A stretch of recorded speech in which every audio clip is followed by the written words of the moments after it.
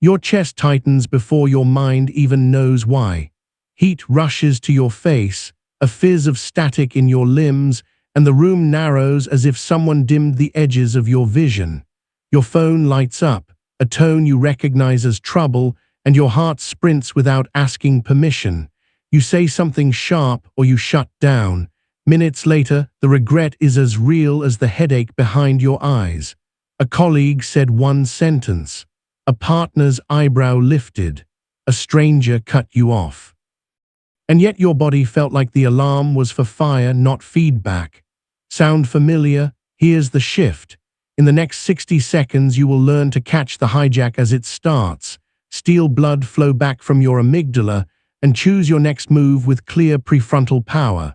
You won't suppress your emotions, you'll lead them.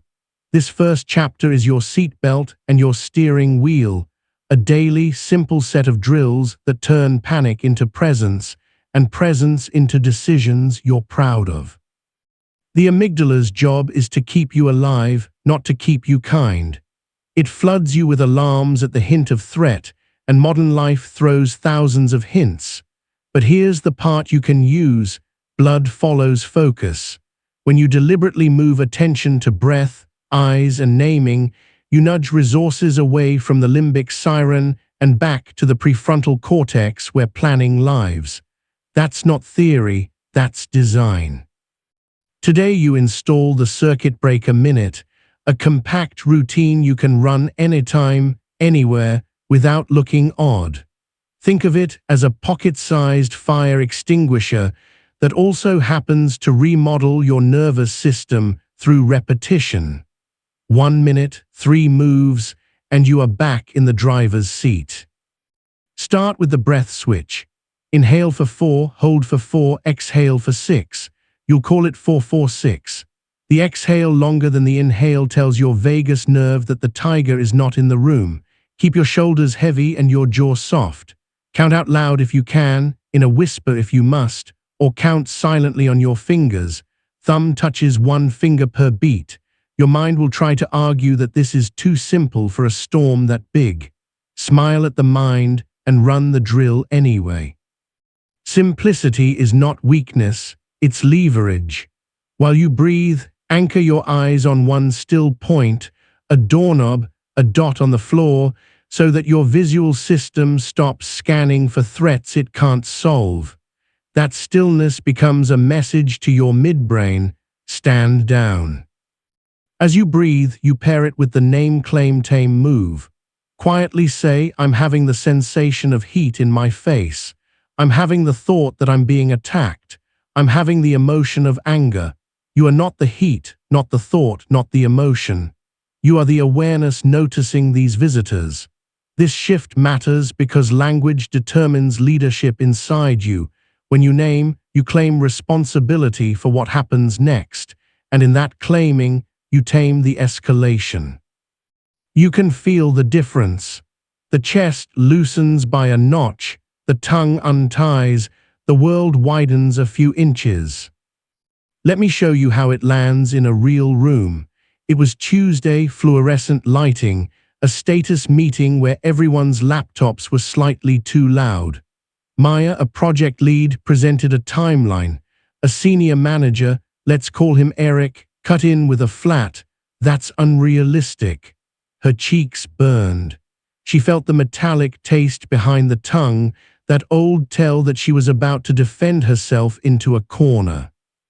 In the past, she would have accelerated, talking faster, stacking justifications, leaving the room ashamed.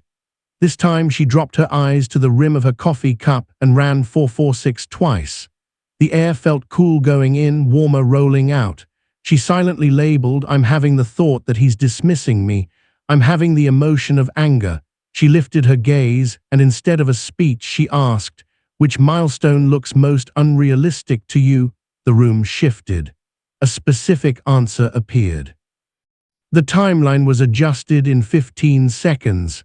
Later, in the hallway, someone said, "You stayed so calm." She smiled. Calm wasn't the point. Choice was. Notice your own body now. Where is the micro-tension living as you listen?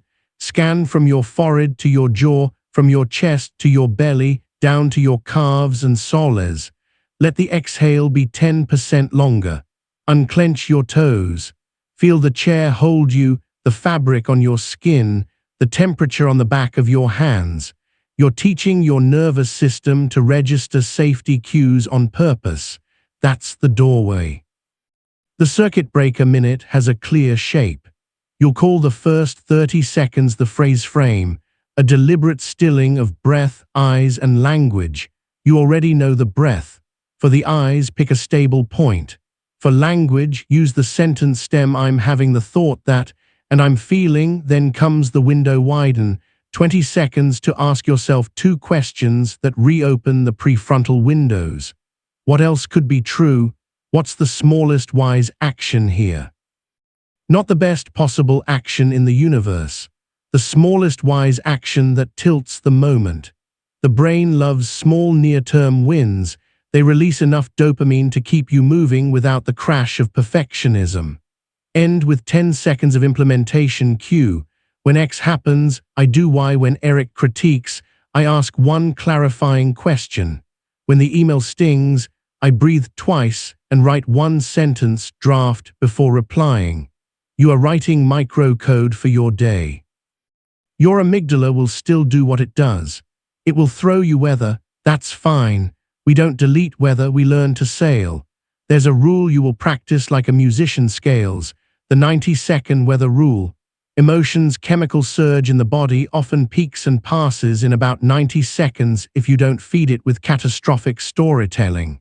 You will let the first wave roll through while you hold the 4-4-6 breath and the name-claim-tame language. When the wave eases, you decide. If another wave rises, you repeat. This is not suppression, it's surfing with a leash. Each repetition wires ease into your baseline. Place a hand on your sternum now. Feel the pressure of palm on bone. Inhale 4, hold 4, exhale 6. Imagine the exhale leaving the chest like warm mist on a winter window. Imagine your awareness as the quiet room behind the window. Thoughts trace on the glass and fade. Sensations surges and falls. You are the awareness, not the emotion. From that room, you can choose. There's science underneath the softness. When you lengthen the exhale, you stimulate parasympathetic pathways that slow heart rate variability into a calmer rhythm. When you stabilize your gaze, you reduce optic flow that the brain associates with motion and hazard, which lowers arousal signals. When you name your internal state, you engage regions involved in labeling and self-regulation, handing the steering wheel back to executive functions. You don't need the Latin names right now, you need the felt sense that this works. So we test it in tiny daily reps until your system predicts safety faster than it predicts danger. That's neuroplasticity in action. Nerves that fire together wire together, and your new pairing is trigger right arrow, breath right arrow, name right arrow, question right arrow, cue. There's another layer you'll install this week, the red-yellow-green map. Give each state a simple color so you can catch it sooner. Green is grounded, breath is even, shoulders low, curiosity available. Yellow is charged, breath is higher in the chest, attention narrows, sarcasm sharpens on your tongue. Red is flooded, heart pounds, you feel heat or numbness, voice gets loud or disappears. Your daily drill is to check color at breakfast, lunch, and late afternoon. Don't fix, just label. If it's yellow, run 1 circuit breaker minute preemptively. If it's red, run 2 back-to-back and delay consequential messages by 10 minutes. Over time, you'll notice you catch yellow earlier and red visits less often. That's not magic. That's measurement changing behavior. Feel into yellow now on purpose for practice. Imagine a message you don't like. Let a tiny charge rise. Notice the breath creep higher. Now treat it with the gentleness you'd give a child who's startled by thunder. 4 in, 4 still, 6 out. Name what's here. Ask your 2 questions. Pick the smallest wise action. The temperature in your body drops by a degree. The room returns to its true size. You are available to the next right move. Another story, shorter, because repetition is how trust is built. Julian runs a small design studio. A client texted at midnight, "We need the draft tomorrow morning instead." Old Julian would sleep with fists clenched, wake early, and deliver a resentful miracle. New Julian looked at the screen, felt the old heat, and put the phone face down. He breathed 446 3 rounds. He named the visitors. "I'm having the thought that they don't respect me. I'm feeling a sting of fear." He asked what else could be true. Maybe they're under pressure. Maybe they forgot to plan. The smallest wise action: respond in the morning with options and a boundary. He slept. At 7 he wrote, "We can deliver a storyboard slice by noon or a polished section by Friday 10 a.m. Which helps you most?" The client chose the slice. The relationship improved. Boundaries held. His amygdala still lit up at midnight, but it didn't get to drive. As you absorb these examples, check your breath again. Are you holding it in the back of your throat? Are your shoulders trying to wear your ears as hats? Let them fall. Feel the fabric at your collar. Soften the belly by 5%. If shame pops up, "Why don't I already do this?" Name it gently. "I'm having the thought that I'm late to the game." Then add the reframe, "I'm right on time for my life." The nervous system learns best when it's praised for small wins. Be the coach, not the critic. Let's set your first micro practice for the next 24 hours. Choose one trigger-rich doorway you're guaranteed to pass: opening email, stepping into your kitchen after work, joining a video call. Attach the circuit breaker minute to that doorway for 1 week. When the doorway happens, you pause, plant your eyes, breathe 446 twice, name what's present, ask the 2 questions, and set a tiny implementation cue. You are allowed to do it badly. A messy rep still wires your future. Keep a 1-line journal after doorway, email, color, yellow, smallest wise action, reply to 2, schedule 1 for tomorrow. That's it. 1 minute, 1 line. The compounding effect will surprise you by Friday. You might wonder, what if the situation actually is urgent? The beauty of this protocol is speed. 60 seconds is not a luxury, it is cheap insurance. You wouldn't sprint onto a wet staircase without checking your footing. Why sprint into a conversation without checking your nervous system? The calm you feel isn't passivity, it's precision. You'll move faster because you're not fighting yourself. If tears come during a drill, let them. Tears are temperature leaving the body. If your hands tremble, let them. Tremble is energy unwinding. If you feel nothing, that's also information. Numb is a kind of armor that learned to keep you safe. Armor can be honored and gradually set down. The rule is kindness first, skill second. Skill sticks where kindness lives. We'll end this first chapter with a rehearsal. Picture a near-future scene, your name in a subject line with an edge. Notice the first flare. Your job is not to stop the flare. Your job is to ride it well. Eyes to a still point. 4 in, 4 hold, 6 out. Name the sensation, thought, emotion. Ask what else could be true. Ask for the smallest wise action. Write the implementation cue. When I see my name edged, I draft 1 sentence and step away for 1 minute. Feel into your body, the weight in your seat, the air on your cheeks, the floor honest under your feet. You are the awareness, not the emotion. The hijack may knock, but it will find your door braced by practice. As you close this page, touch your thumb to each finger once more. That's your anchor. You aren't trying to eliminate alarms. You're becoming the person who hears them and chooses with clarity. The circuit breaker minute is humble. That's the point. Humble moves performed consistently outcompete dramatic resolutions that never arrive. Tomorrow and the day after, you'll run this minute like a musician runs scales. not to impress anyone, but to build the hands that can play any song life puts in front of you. You'll notice you apologize less because you regret less. You'll notice you speak less but say more.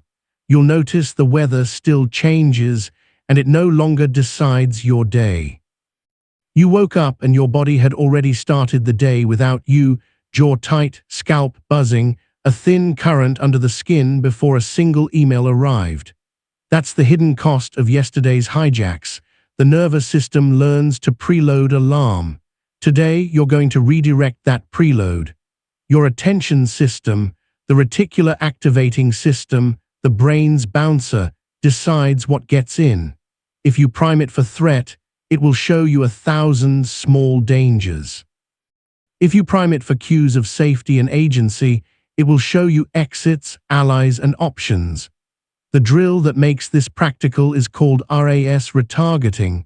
10 seconds, twice in the morning, and your day obeys a different script. You sit at the edge of your bed, feet on the floor, and whisper a choice. Show me one place to pause, one person to understand, one tiny win to create. Your eyes sweep the room and land on a real object. The window latch, the light switch, a plant. You link that object with the intention. When you see it later, the bouncer remembers the guest list. Agency gets in first. You'll pair that with trigger mapping, a simple cartography of the places your amygdala likes to sprint. Not a diary of disasters, a map of predictable corners. Morning news scroll, the second meeting with the high-status colleague, the hour before dinner when everyone's hungry. Take 3 minutes and sketch the day in your mind like train stops. Name 2 likely hijack zones and preload a circuit breaker minute at each. When the train pulls in, you're not surprised by the platform. Your breath is already waiting there. The science is straightforward. Prediction calms threat systems.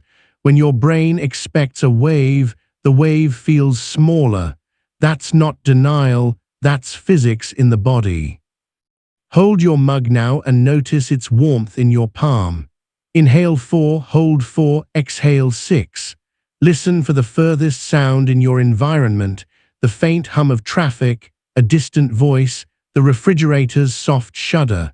Let that distance widen your internal room. You're not dragging yourself out of reactivity with force. You're opening a window and letting pressure equalize. The body understands windows. There's a story about a conversation that should have gone sideways. Leela worked in customer support for a startup with lofty promises and a reality that lagged behind. A client named Jonah called, storm already in his tone. "You said the feature was live last week," he began, "and my team lost 2 days waiting." Leela felt the old heat spark along her collarbones. She had a script in her throat, corporate apology, then defense. She remembered her map. Afternoons with delayed features are yellow, sometimes red. She let her eyes rest on the small chip on her desk's wooden edge, ran 446 twice, and whispered inside, "I'm having the thought that he's attacking me. I'm feeling a surge of shame." She activated a new framework you'll use today, the 3-perspective reframe. First, me, what am I feeling and needing? Calm and clarity. Second, you, what might he be feeling and needing? Frustration and progress. Third, observer, what would a wise camera see? 2 humans trying to keep promises in a messy system. Leela said, "You're right to be frustrated. If I were you, I'd be angry too. Let me outline what happened in 2 sentences, then suggest the fastest workaround." The call softened. Jonah exhaled into the phone. The workaround worked. After Leela noticed something strange, she felt taller, not more important, more vertical inside. We'll name the protocol she ran so you can run it without thinking. It's called Stop Plus, a slight expansion of the classic. Stop. Take 1 4-4-6 breath. Observe with the 3-perspective reframe. Proceed with the smallest wise action. The plus is the observer seat. You deliberately sit 2 inches behind your face and look at the scene as if it were on a screen. That mental posture recruits the very circuits that dampen limbic fire. You don't need to memorize a lecture, you only need to practice slipping into the seat. This is why actors can cry on stage and drive home safely afterward. They know where the seat is, so do you. Your hands may be cold. Rub them together until heat blooms in your palms. Place one hand on your belly and feel it expand into your touch. The belly rising tells your system it's safe to be soft. The belly softening makes your voice a half step lower, and people hear you as steadier when you feel steadier. This feedback loop is not mystical. It's the biology of social mammals. We co-regulate. You can start that loop. There's a second story, because two angles teach the nervous system faster than one. Shahid, a software engineer, loved clean logic and hated messy meetings. He'd sit down to sprint planning and feel the temperature climb in his temples as opinions multiplied without data. The last meeting he'd snapped, his voice a brittle comb. This week, he decided to run an experiment he called the silence bracket, his personal version of Stop Plus. For the first 5 minutes of the meeting, his only job would be to breathe 4-4-6 and ask one clarifying question before offering any solution. He primed his RAS with a sticky note folded like a miniature book, hiding the word question inside the crease. When he reached for his pen, he'd see the crease, and the bouncer would wave in curiosity. The meeting came. The usual noise began. Shahid's scalp tickled with the urge to dominate the whiteboard. He pressed the note, opened the crease, and asked, "Can we state the user impact in one sentence?" The room reoriented. The whiteboard held fewer lines. He spoke less. He accomplished more. On the walk back to his desk, he noticed the hallway felt wider, as if the building had exhaled with him. Let's deepen the sensory practice that makes all of this stick. Find the micro vibrations around your eyes. Are they humming? Soften the gaze as if you were looking past the wall. Feel the weight of your tongue in your mouth.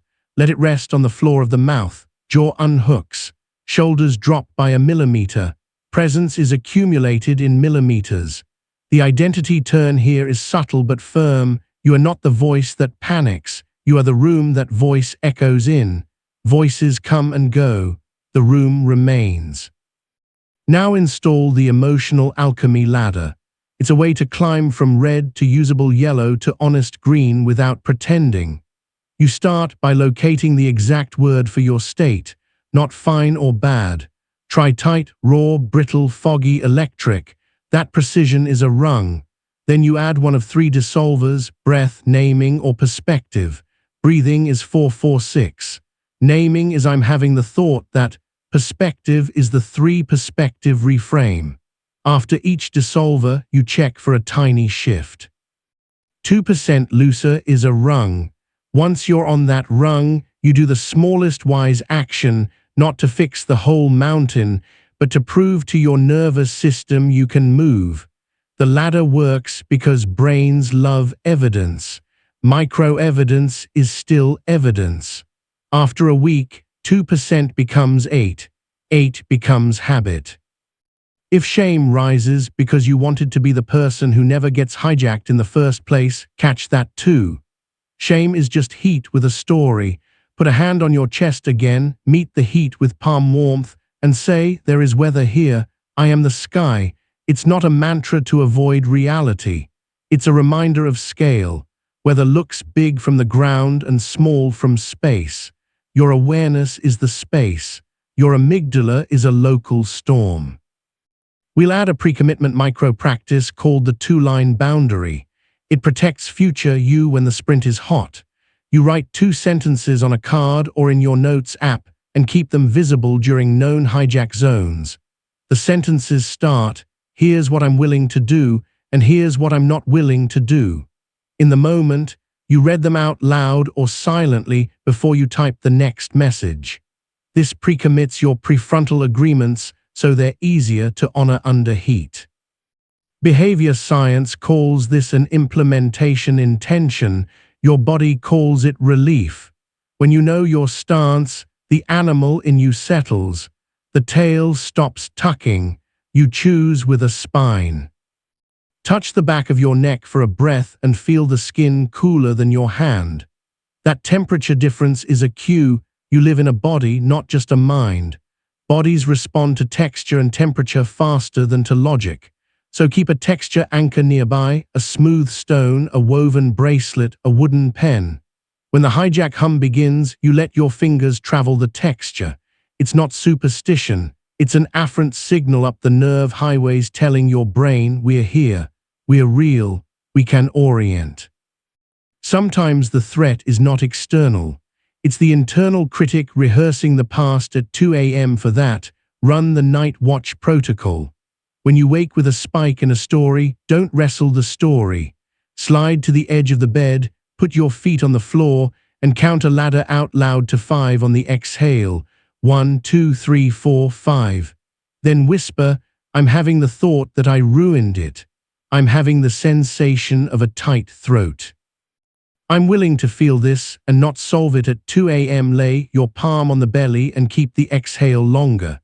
If you need motion, walk to a different room, stand at a window, and let your eyes rest on a far point. Distance calms. When you return to bed, say, I'll let morning me decide. It trains your system to trust the version of you with more glucose and sunlight. That is wisdom masquerading as a lullaby. A brief check-in for your progress. What color are you now, green, yellow, or red? If green, savor it for 3 breaths. Savoring is not indulgence, it's wiring. If yellow, pick one dissolver and run it. If red, give yourself 90 seconds on the dot with 4, 4, 6, and 0 narrative. Time it if you need to. You'll be tempted to narrate. Don't. Narratives at red paint monsters on fog. Breathe the fog instead. There's a colleague you avoid because they mirror the parent who frightened you. You're not weak for reacting. Your old software running in new hardware. The work is to update. Before you enter the room with them, walk slower by 5%. Eyes to a still point on the doorframe.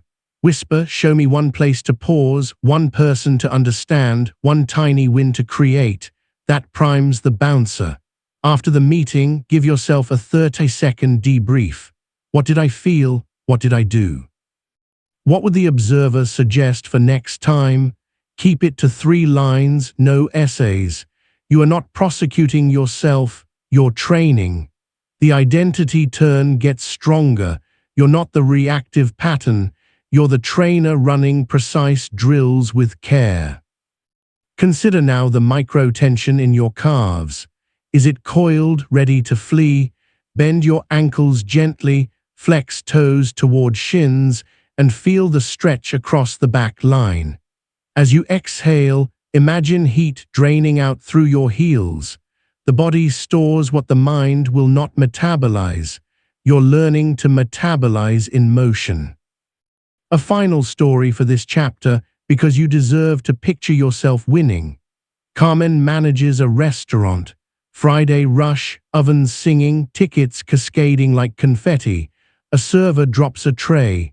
Glass skitters, guests turn, a manager's worst fork in the road. Carmen's amygdala shouts run or roar. Carmen runs stop plus. She freezes for one breath, eyes find the gleam of the metal counter, edge as a still point, and she notices me startle and protect. You, the server, pale and wide-eyed, needs anchoring. Observer, the room is a chorus that will take its pitch from me. She says, not loud, not soft, all good. Eyes on your feet. Team 1 sweep, team 2 replate. Her voice is a metronome. 70 seconds later, the dining room swallows the incident. After close, she writes her 2-line boundary for herself. I'm willing to pivot calmly. I'm not willing to narrate disasters to my team.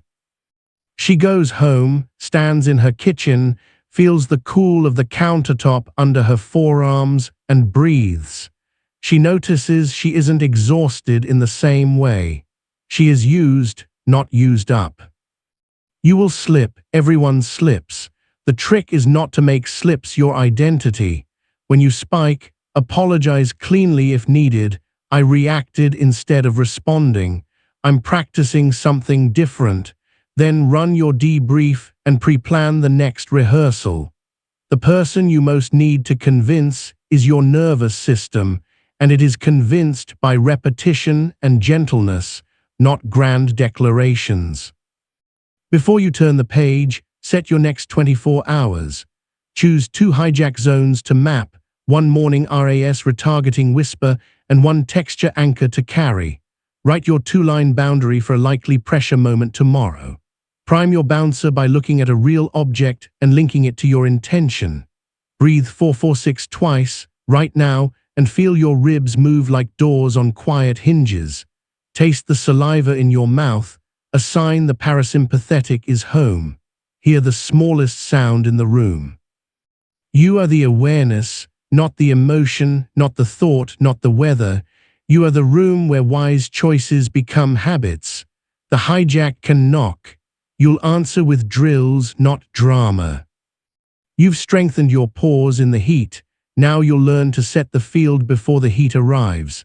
Think about how elite teams run into chaos with a single clear line. The pilot calls out altitude and intent. The medic says the next move before the move. You'll use a similar frame called commander's intent, a 1-sentence compass that survives contact with pressure. It sounds like this for an hour. Protect connection, tell the truth, pick the smallest wise action. Or for a meeting, ask before asserting, decide once, leave with 1 owner. Your amygdala can yank you into narrow survival goals, win, defend, flee, but commander's intent widens the tunnel. It keeps the prefrontal cortex online because the brain loves goal clarity more than it loves panic. Write 1 intent for your next block of time and keep it visible where your eyes land. You're not scripting outcomes. You're scripting who you will be when outcomes surprise you.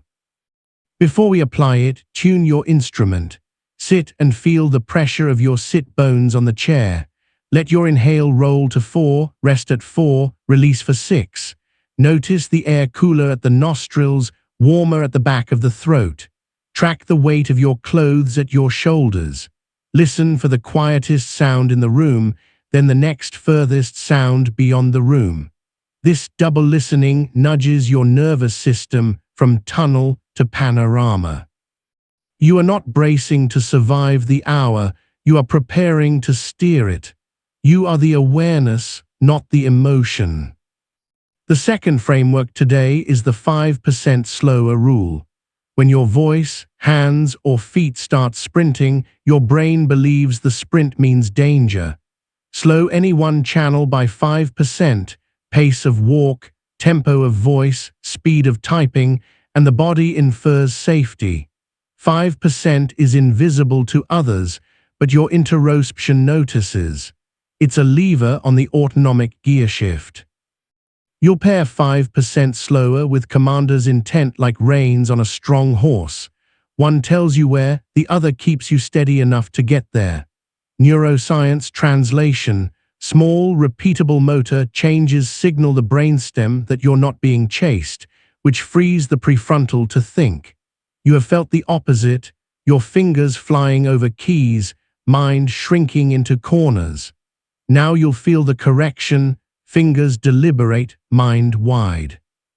Here's where this lives in a kitchen at 7:13 p.m. You're chopping vegetables. Hunger is a sharp narrator, and someone you love walks in with a sentence that lands like a stone. You never listen when I talk about my day. Sparks light under your ribs. Old you would slice faster, clatter harder, and compose a rebuttal that doubles as a closing argument. New you touches the counter with your non-knife hand and slows the chop by 5%. You breathe 4-4-6 once. Commander's intent for the evening: protect connection, tell the truth, pick the smallest wise action, floats up like a well-trained chorus. You say, I want to hear you. Give me 30 seconds to put this down so all my attention is yours. You set the knife down, wipe your hands, turn your body to face theirs. You ask one question before telling your side. The kitchen cools by a degree. Later, the vegetables still become dinner, but the connection didn't burn. Feel your feet now. Spread your toes inside your shoes or against the floor and sense the texture below, the ridges in the tile, the weave of a rug, the solid honesty of wood. Lengthen the exhale. Let your shoulders hang as if someone cut two invisible strings. Tilt your chin down 1 centimeter to lengthen the back of your neck. Small posture shifts tell the animal you're not stalking prey or being stalked. Your body learns by posture what your mind tries to learn by paragraphs. You'll add a somatic tool to keep in your pocket. Temperature tilt. Run cool water over your wrists for 20 seconds or press a chilled bottle against the back of your neck or cup a warm mug and breathe. Temperature receptors send fast signals to deep brain areas that regulate arousal. Shifting temperature is a shortcut past long arguments with yourself. The biology here isn't mystical, it's plumbing. Blood vessels constrict and dilate, heart rate shifts. The vagus nerve interprets these changes and reports up that the world is either less dangerous or more. You can send a memo upstream with water. The drill: when you feel a spike to red, pair 446 with a temperature tilt and 5% slower. Think of it as ABC, air, body, cool or warm. The triple Q reduces the amplitude of the wave so your commander's intent can be honored in action. A story from the workplace to stitch this into muscle. Nico leads a small product team. The CEO is charismatic and impatient, the kind of person who loves to just hop on and reinvent a plan hours before a release. At 4:45 p.m., Nico's calendar lights up. Impromptu call. Hijacked territory. Nico has practiced trigger mapping and knows late-day CEO calls are yellow turning red. He writes his intent on a sticky note. Protect team, tell the truth, pick the smallest wise action. He stands before the call and practices 5% slower with his voice by reading that sentence out loud at a measured tempo. He takes 1 round of 446 and presses a gel pack from his lunch cooler to his neck for 15 seconds. On the call, the CEO accelerates into an idea that would reshape 2 months of work. Old Nico would argue data versus charisma, voice climbing until both lose. New Nico says, I hear the energy and the potential. If your intent is to test appetite, the smallest wise action is a 1-day AB on the hero section. If your intent is to reposition the product, we need to pull 2 teams and adjust the October commitment. The CEO pauses because intention is a mirror few people hold up. Let's test appetite, he says. The team keeps its commitments. Nico's heart rate never spikes above a manageable hum. Later, he takes a short walk and notices the evening air feeling wide. Scan your own face for micro-tension. Are the muscles around your eyes clutching? Let your gaze soften so the edges of the screen blur a little. Feel the tongue release from the roof of your mouth, the jaw unhook by a click you barely hear. Slide your hands over your thighs to feel the fabric's grain under your palms. Sensation is a doorway out of narrative. Narrative can be useful. During a hijack, narrative is gasoline. You are building the habit of choosing sensation first.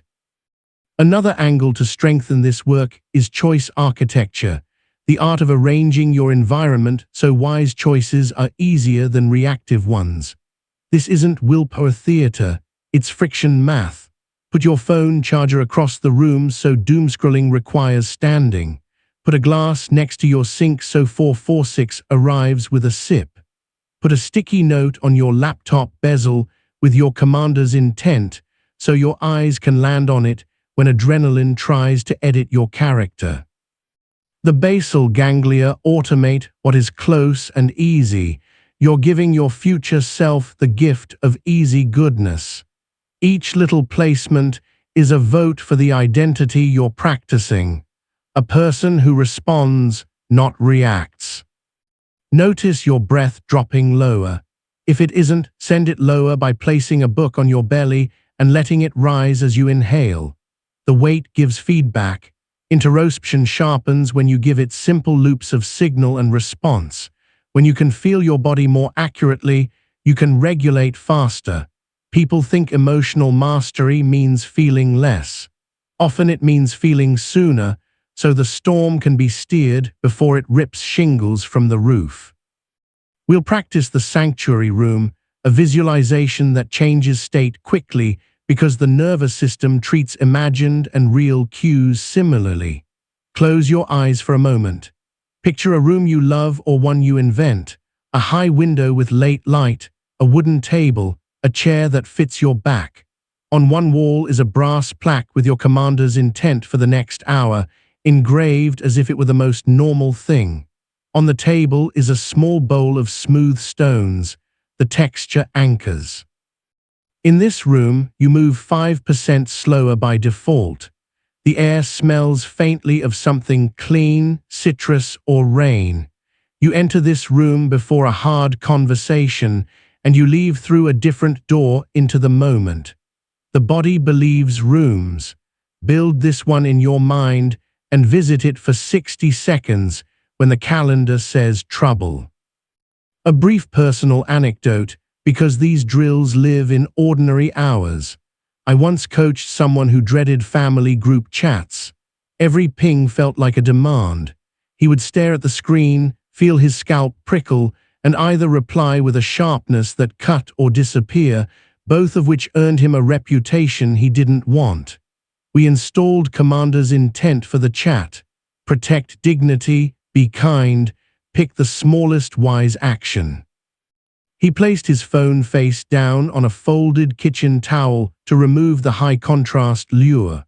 He set a rule that he would stand up and take 3 steps before replying, forcing 5% slower into his body.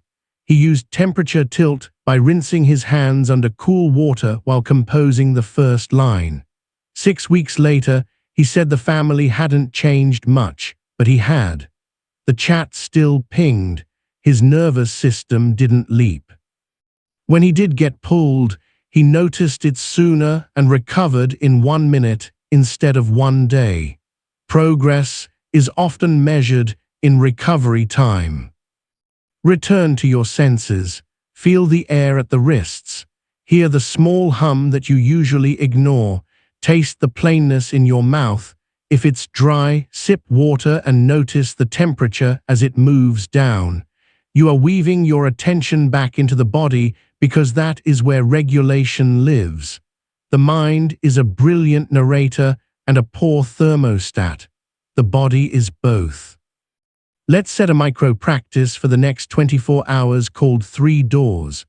Before any significant interaction, door 1, you read your commander's intent once, synchronizing with your compass. During the interaction, door 2, you enact 5% slower in either voice, hands, or feet. After the interaction, door 3, you run a 30-second debrief. What did I feel? What did I do? What's one rung on the alchemy ladder I can climb next time? This is the repetition schedule that makes these tools automatic. When they become automatic, your amygdala can flash without stealing the steering wheel. This is not about perfection. It's about reducing the number of rooms you leave wishing you had been more yourself. Here's the science bridge to trust while you practice. Each rep pairs a cue with a calming action and a value-congruent choice. The basal ganglia store that loop, the prefrontal cortex predicts that choice as likely, and dopamine arrives not as a fireworks show, but as a steady lantern, predictable, sustainable satisfaction. You're not chasing highs. You're building trust with your own nervous system. Trust feels like a wide hallway in your chest. If grief or old fear rises as you practice, because calm can unmask what busyness hid, meet it with the 90-second weather rule. You breathe, you name, you let the chemical wave crest and fall. You do not turn your face away from yourself. You can add a compassionate sentence your future self will thank you for, Even now, I am allowed to move 5% slower. Even now, I can ask one question before I explain. Even now, I can choose the smallest wise action. You're not bargaining with pain. You're walking with it at a human pace. To close today, rehearse in your mind a coming moment with heat, a decision with money attached, a deadline with pride attached, a conversation with history attached. See yourself enter the sanctuary room for 60 seconds. Read your brass plaque of intent. Feel your hand on a smooth stone. Step into the moment. Walk 5% slower. Let your voice sit half a step lower. If a spike comes, tilt temperature with water or a warm mug. Ask one clarifying question before any defense. Say your stance in one clean sentence. Breathe 4-4-6 once more. Notice the space you make for others to regulate with you because nervous systems cohere. Leave the scene with the quiet you can carry. You are not trying to be unhurtable. You are becoming unhijackable. There will still be weather, and you will still be a sky that knows where the sun is even when clouds argue.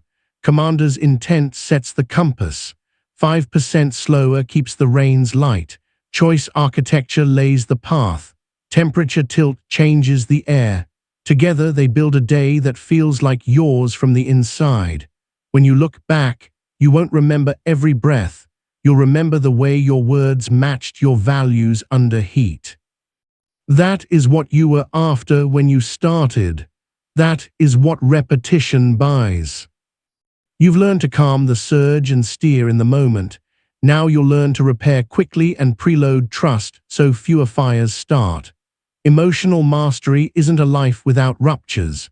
It's a life where ruptures are brief and repairs are swift. The tool for this is the integrity loop. Notice, name, repair, recommit, designed to compress the time between I got hijacked and we're back on track. Your amygdala hates uncertainty, and broken signals create uncertainty. Repair closes the loop so your nervous system stops scanning the relationship like an airport security line. The integrity loop lets you keep your spine and your softness at the same time. It's not about groveling. It's about restoring accuracy, who you are and how you meant to show up. Before we take it into a scene, tune your body. Feel the weight of your breath inside your ribs, the gentle stretch at the side body as you inhale for 4, hold for 4, exhale for 6. Sense the fabric against your forearms. Hear the smallest sound, maybe a distant car, the soft tick of a vent. Let the exhale be 10% longer. You are reminding your biology that this room is safe enough for humility, and humility is not weakness, it's precision. The integrity loop starts with notice. You catch the moment you slipped, or the tension in the room that says someone else thinks you slipped. Naming comes next. You state what happened in concrete language. Repair is a one-breath apology or acknowledgement that addresses impact, not just intent. Recommit is a tiny contract about the next move. The loop is fast when practiced. Think of it like CPR for connection. It keeps oxygen moving to the parts of work and love that need it most. Here's Maya again, the project laid from earlier, 2 weeks into using these drills. She sent a terse message late at night when she was tired and felt ignored. As explained already, the spec is correct. The next morning, she read it with awake eyes and felt heat in her ears. That old shame script tried to spool, "You always ruin things." She ran the 90-second weather rule, breathed 4-4-6 twice, and stepped into the integrity loop. Notice, that message was sharp. Name, I wrote defensively and didn't answer the underlying question. Repair, reading this again, my tone missed the mark. The spec is accurate, and I didn't explain the edge case clearly. Here's a 2-sentence version. I'll walk it at 2 p.m. if helpful. Recommit. Add a calendar hold for 2 p.m. She pressed send and felt the weight in her chest lift like a window unsticking. The amygdala relaxes when there is a plan and a path. Feel your own jaw and let it soften. Place the tip of your tongue behind your bottom teeth. Let your shoulders sag by a notch. The identity turn here is crisp. You're not the mistake. You're the person who repairs quickly. You are the awareness, not the emotion. The more you rehearse this identity, the faster your system exits blame and enters action. You'll pair the integrity loop with a second framework called the one-breath apology. It's a script that fits inside a single exhale, so it never sounds like a courtroom or a collapse. It goes, I see the impact, I own my part, here's what I'll do next. Exhale, you got extra work because I replied fast and sharp. That's on me. I'll send a clear summary by noon and check it with you. No self-flagellation. No defenses disguised as explanations. If there's context that truly helps, it comes after the repair, not before. Your nervous system and theirs both settle because ownership is the opposite of threat. A sensory beat to anchor this. Press your palms together and feel the warmth rise, then let them fall to your thighs. Notice the heaviness of your legs supported by the chair. Imagine your breath moving like a tide that reaches the shore and retreats, steady, indifferent to a single cloud. You're training the prefrontal cortex to stay online while you use language precisely. Sometimes the person you need to repair with is you. The micro tool for that is the future you contract. Write one sentence as if you were your own best manager. If I slip and send a reactive message, I will run the integrity loop within 15 minutes, then debrief for 30 seconds. You post it where your eyes land. Implementation intention meets self-kindness. When you do slip, you meet yourself with the same respect you want from others. Shame melts faster when you're treated as a learner rather than a criminal. Let's take this into a relationship story because home is where our old software runs fastest. Danny and Alex had the same fight about money in different costumes. The pattern: Danny feels a surprise expense as danger. Alex experiences Danny's questions as control. Voices rise, both retreat bruised. One Saturday morning, a bill arrived. Danny's heart sped. She felt her chest go tight and her palms cool. She remembered Commander's intent: protect connection, tell the truth, pick the smallest wise action, and layered the integrity loop on top before the argument even started. Notice, my nerves are hot. Name, I'm having the thought that we're not safe. One breath apology preemptive. If I sound controlling here, that's my alarm talking. I want us to be clear together. Recommit. Can we look at this for 5 minutes and agree on one next step? Alex noticed the different posture. He slowed his own breath. The conversation still had heat, but it didn't spiral. After, Danny put a hand on her sternum and felt the quiet spread from palm to bone. The nervous system trusts you when you name your weather and don't weaponize it. Check your fingers. Are they curled as if gripping an invisible rope? Let them uncurl. Feel the coolness of air between them. Hear a sound beyond the walls.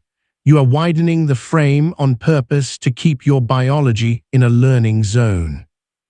The third framework today is micro-yes momentum, a way to rebuild confidence after a hijacked day or to start a difficult morning when motivation is thin. The brain's dopamine system rewards completion, not size. You create a staircase of tiny agreements and keep them. Drink water, breathe 4-4-6 once, send one clean email, take a 2-minute walk, write one sentence you've been avoiding. Each kept promise is a click in the ratchet of self-trust. The amygdala respects a track record more than it respects pep talks. Micro-yes momentum often begins with a decelerator word, a private cue you choose to drop speed and re-enter the integrity loop. Words like soften, steady, anchor, you whisper it on an exhale. A single syllable can be a hand on the nervous system's shoulder.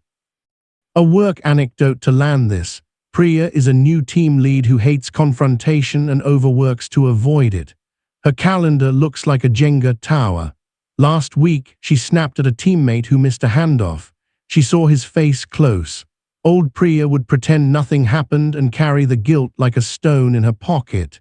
New Priya sits, breathes 4-4-6, says steady on an exhale, and runs the integrity loop. When I sounded sharp yesterday, I made it harder to fix the handoff. That's on me. I want us to look at the checklist and cut any friction today. The teammate relaxes. They rebuild the checklist. Micro-yes momentum kicks in. Priya drinks water, turns off notifications for 30 minutes, finishes a small task, then a medium one. By afternoon, her body feels 4 degrees lighter. The day didn't become perfect. It became workable, which is better. A science bridge so your skeptical side stays with us. When you repair quickly, you create a predictable pattern your nervous system can count on. Predictability reduces limbic activation because perceived control rises. Quick ownership reduces defensive loops in others, which reduces social threat, all mediated by circuits that track status and safety. You don't need to memorize anatomy. You need to feel how fast repair means faster return to baseline, which means clearer thinking, which means fewer future fires. That's compounding calm. Touch a cool surface nearby, a mug, a metal pen, and feel the temperature difference. That's a quick temperature tilt to keep you present while we add a micro practice called the golden hour warm start. The first hour after waking is when your reticular activating system is most suggestible. Choose 2 anchors for that hour, 1 breath ritual and 1 value ritual. Breath ritual, 4-4-6 while your feet find the floor. Value ritual, speak your commander's intent for the morning in 1 sentence or write it on a card you see before screens. You are training your attention bouncer to admit what matters before the world shouts advertisements for urgency. Do this 5 days and notice the baseline hum lower by a notch.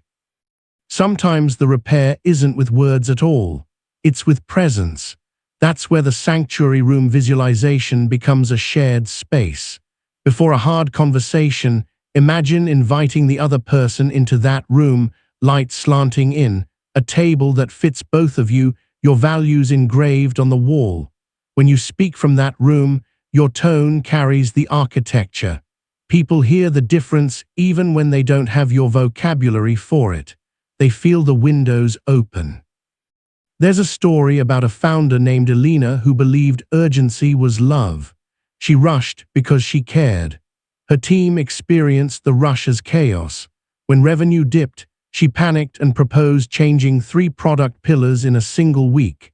In the meeting, tempers flared and someone cried quietly into a sleeve. Elena felt the hijack shake her hands.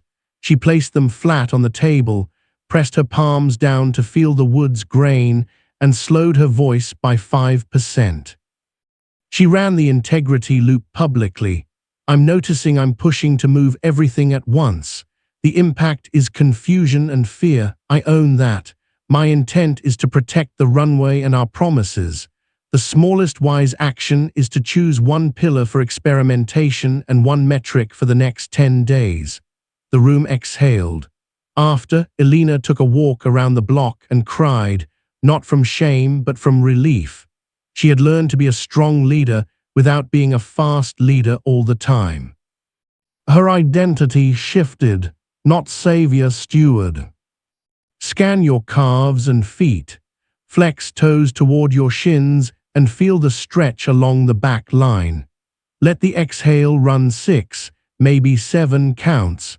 Taste your saliva, digestion turning on, parasympathetic engaged. You're layering signals of safety so the learning sticks. We'll install a micro tool you'll use when the past barges into the present, the then now split. When an outsized reaction arrives, whisper, this feels like then, this is now. Then was the teacher's glare, the parent's silence, the first boss who punished mistakes. Now is a colleague with a curt email. You breathe 446 and ask your observer to list 3 facts in the present room. The color of the wall, the temperature on your skin, the text of the actual sentence that arrived. The amygdala calms when you separate old threat patterns from current sensory data, then meets compassion. Now gets skill. Another repair scene, then your practice. Tomas forgot his partner's friend's birthday dinner again. He walked into a living room with a cold fog in it. His amygdala prepared a brief for the defense. The week was heavy, the calendar glitched, he's doing his best. He felt the edges of the room tighten. He let his eyes rest on the lamp's finial, breathed 446, ran then now. This is not my father's anger. This is my partner's disappointment, and stepped into the one-breath apology. You felt unimportant because I missed the plan. That's on me. I put their birthday into my calendar now, and I'm texting an apology. Can we pick one thing I can do tonight that helps you feel considered? The fog lifted a little. They still needed to talk, but the core message was delivered to both nervous systems. We repair here. A brief pause to feel your spine. Are you leaning forward as if chasing the next sentence? Lean back 1 inch. Let the chair hold your weight. Your system learns safety from being held by furniture, by time you give yourself, by promises you keep and repair when you don't. Set your 24-hour rehearsal.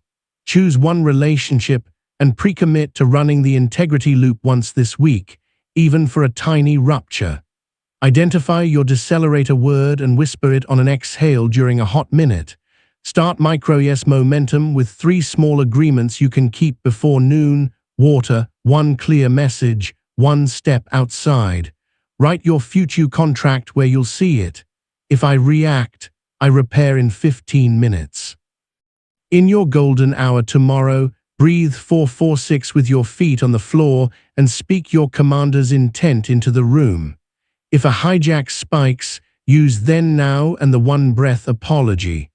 After any repair, run a 30-second debrief. What was the weather? What did I do? What will the observer try next time? Keep it short. Keep it kind. As you close this chapter, feel the room around you. Air on your cheeks. Weight in your hands. Sounds at 2 distances. You are teaching your nervous system that power lives in returns. Return to breath, return to naming, return to repair, return to values. You don't have to win every moment. You only have to return sooner. The amygdala will still flash. You will still feel weather. And you will become the person who notices faster, repairs cleaner, and recommits to being who you said you'd be. That person sleeps with a quieter chest and wakes with a steadier spine. Not because the world is easier, but because your loops are closed. You've repaired faster and steadier. Now you'll build the kind of focus that keeps hijacks from finding a foothold in the first place. Reactivity thrives in scattered attention. When your mind flickers across 20 tabs, the amygdala reads flicker as danger and primes you for jumpiness. Today you'll install a protection grid for your attention called the Focus Field 5x5. It's a way to hold a quiet mental room around one meaningful thing for 25 minutes. 5 micro moves that reset the reticular activating system to search for signal, ignore noise.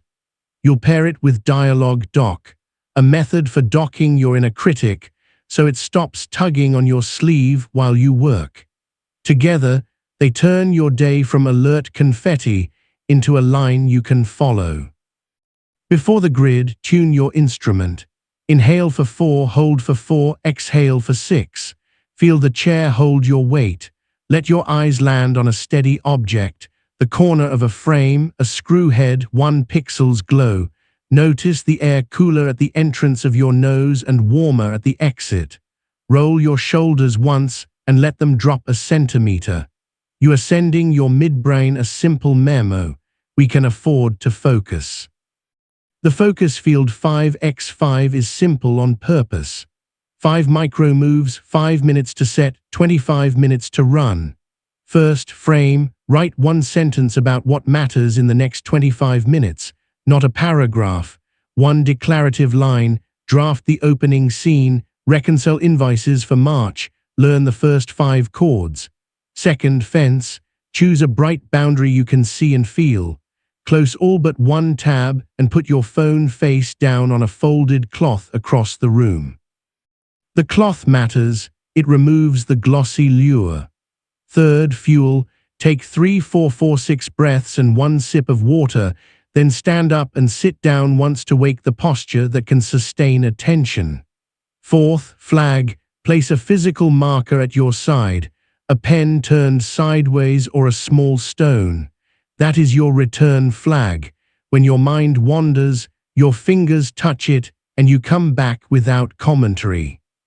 Fifth finish, pre-write the closing sentence you'll type when the timer ends, so you exit clean and the next session has a runway.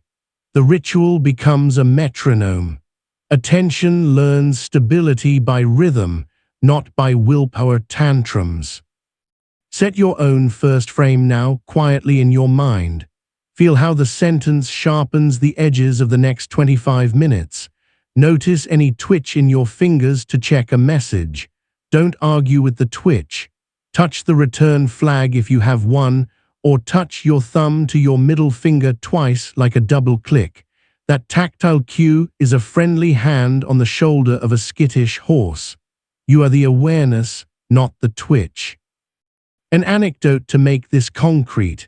Evan is a med student who thought productivity meant force.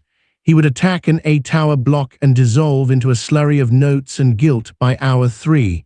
He tried the focus field 5x5 during pharmacology review. Frame, master the mechanism of 1 drug class, beta blockers. Fence, 1 textbook, 1 tab, phone across the room on a dish towel. Fuel, 3, 4, 4, 6 breaths and a sip of water. Flag, a smooth coin his grandfather carried. He kept it under his right palm. Finish, write a 2-sentence summary he could say out loud. 25 minutes later, he was surprised by the quiet inside his head. The second session felt easier, not because life simplified, but because his body believed the ritual. He left the library with less adrenaline in his blood and more knowledge in his bones. The amygdala calms when patterns are familiar. You're giving it a pattern that serves you. Pause and check your senses. Hear the furthest sound available, maybe a door, a distant engine, a small bird. Feel the fabric at the back of your neck. Let the exhale lengthen by 1 beat. Imagine your focus as a lantern rather than a laser. Lasers cut, lanterns reveal. You're not forcing, you're illuminating. The second framework is dialogue doc. Your inner critic is loud for evolutionary reasons. Social mammals survive by attuning to group opinion. Under pressure, the critic becomes a siren that keeps the amygdala humming. Docking is a 5-line ritual that takes 60 seconds and moves the critic from your throat to the harbor where it can't rock your boat. You write on paper if you can. Voice, I hear you say, need you want. Fact, what's true right now is. Choice, the smallest wise action is. Doc, I'll check back at. For example, voice, I hear you say this draft is embarrassing. Need, you want protection from judgment. Fact, what's true is I have 25 minutes and a good outline. Choice, write messy for 15 and refine for 10. Doc, I'll check back at 2:30. The critic relaxes when it's acknowledged and time-boxed. You're not silencing, you're scheduling. Science bridge so your rational mind can nod and let the body continue. Focus rituals reduce uncertainty. Uncertainty is fuel for limbic alarm. The 5x5 binds attention with sensory anchors, which increases prefrontal activation and improves working memory. Docking language shifts activity from raw emotion circuits toward labeling and planning networks, which is why you feel taller after writing those 5 lines. You don't need all the Latin names. You need the felt predictability that arrives when your day has grooves. There's a story about a designer named Noor who thrived on inspiration but bled energy in open offices. Every ping was a pebble against her window. She started running focus field sessions and docking her critic before she opened Figma. On day 3, her manager slacked. Quick brainstorm in 5. She felt the pull to say yes because saying no felt like danger. She used dialogue doc in the chat itself without naming it. I want to give you my best thinking. I'm in a focus 25. Can I join in 19 with 2 options mocked? The manager said yes because people often say yes when you give them a clear time and a promise. Noor returned to her flag, touched the coin, and finished a clean component. Her body learned a lesson better than any book could teach. Boundaries can be calm and generous at once. Notice your jaw. Unhook it by letting the tongue rest heavy on the floor of your mouth. Feel the temperature on the back of your hands. Let your eyes soften as if looking through a window. Sensation first, narrative later. That order keeps your nervous system from hiring the amygdala as a project manager. You'll add a micro practice called single screen, soft edges. It's the visual cousin of 5% slower. Put your work on a single screen and make the borders gentle. Turn on dark mode or reduce brightness by 10%. Hide the dock. Close the flashing lanes of notification. Your optic flow tells your midbrain whether you're moving through a jungle of threats or standing still in a clearing. Soft edges say clearing. Clearing invites depth. Another small story because attention loves proof. Ria teaches 9th graders literature, which means she also teaches nervous systems that have been blitzed by phones since childhood. She tried Focus Field 5x5 with her class by calling it reading rooms. Frame, 1 paragraph from Baldwin, 1 from Morrison. Fence, phones in a canvas shoe rack near the door. Fuel, 3 quiet breaths together, eyes on a dot sticky noted to the wall. Flag, a paperclip each student could roll between fingers. Finish, write 1 sentence that made you feel something. The room changed in the low hum way rooms change when bodies decide they are safe to quiet. After 12 minutes, you could hear pages more than whispers. Ria's principal walked by and slowed as if the hallway air thickened into respect. The students didn't become saints. They became readers for 25 minutes. Attention is a muscle you've begun lifting. Check your posture. Are you leaning into the screen? Lean back an inch. Feel the chair take your weight. Place a palm on your belly to remind breath to descend. The identity shift is subtle. You are not the person who can't focus. You are the person who sets the field and docks the noise. You might hit the inevitable wall at minute 10 where the mind screams for novelty. That's where the return flag and a tiny drill called 5 grain counts come in. Without moving your gaze, count the 5 smallest visual details you can see: the hairline crack in paint, the way light fades at a corner, a speck of dust on glass, the micro shadow under a keycap, the exact tint of the wall. Counting pulls attention back into sensation, which is stable ground. After 5 grains, touch the flag and continue. If urge is still strong, stand, stretch your calves, and sit. Movement keeps the contract without breaking the field. There's a darker edge worth naming. Some distraction is actually avoidance of feeling. When you remove noise, old grief or fear may wave from the corner. Don't exile it, give it a slip at the dock. Voice, I hear sadness tapping. Need, you want a witness. Fact, I can work and witness. Choice, I'll write 2 sentences and then place a hand on my chest for 3 breaths. Dock, We'll sit together at 5 p.m. Your nervous system trusts you when you promise presence later and keep that promise. That trust is the opposite of hijack fuel. A workplace scene with higher stakes. Marcus runs ops at a logistics firm, mornings jammed with dashboards, afternoons assaulted by crises that mutate by the hour. He believed focus belonged to artists and engineers, not to him. We built him a focus field for crisis prep. Frame, prepare 3 if-then plays for a late truck. Fence, dashboards off, only the operations checklist open. Fuel, 446, water, stand sit. Flag, a rubber band at his wrist he would slide onto his thumb when the mind grabbed at email. Finish, write the exact sentence he'd say to the client if a delay hit at 3 p.m. 2 weeks later. A truck did hit weather. Marcus ran his play with a voice that sounded like oak. The client stayed, not because the storm didn't happen, but because Marcus had rehearsed who he would be in the storm.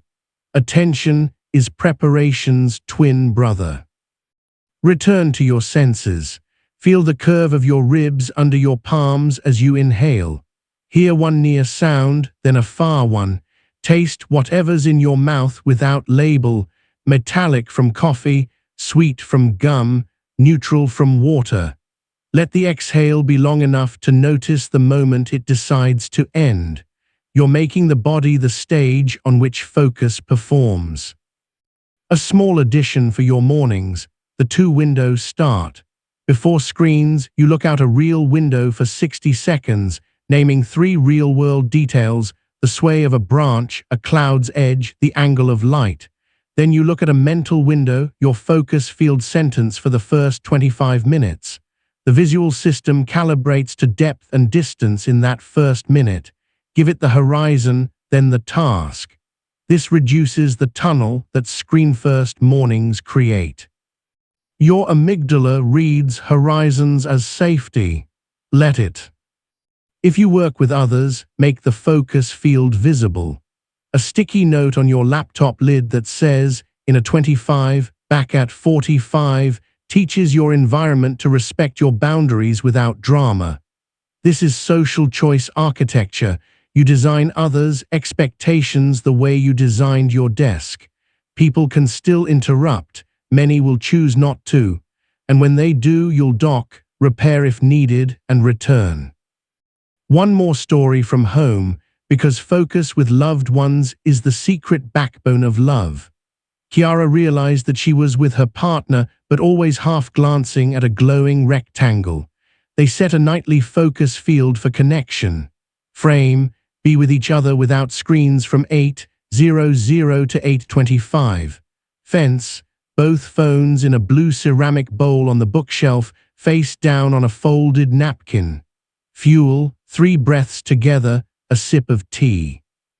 Flag, if one of them reached for the bowl, the other touched a wrist gently. Return, flag made human. Finish, choose 1 sentence each to take into the rest of the night. The bowl became a symbol of a life they were choosing on purpose. The arguments about "you're not really here" dwindled because presence was engineered, not demanded. As you absorb this, feel the weight of your feet. If seated, press your heels into the floor and sense your calves wake. If standing, soften your knees and let the pelvis tip forward a touch so the low back isn't clenching. Posture shapes mind.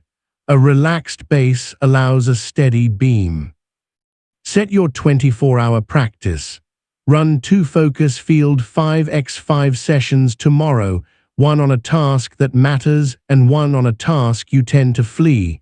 Dock your critic once before the first session. Use 5 grain counts if attention skitters. Use single screen, soft edges to soothe optic flow. If emotion waves up, give it a slip at the dock and keep your promise to return. At the end of each session, write your finished sentence and notice how your chest feels, often wider, sometimes simply quieter. That quiet is data. It tells you the hijack has fewer doors to crash through when your attention is gathered. You aren't becoming a rigid monk. You're becoming a conductor who can bring brass and strings in at the right moment without being drowned by percussion. Attention is how you decide who you will be in this hour.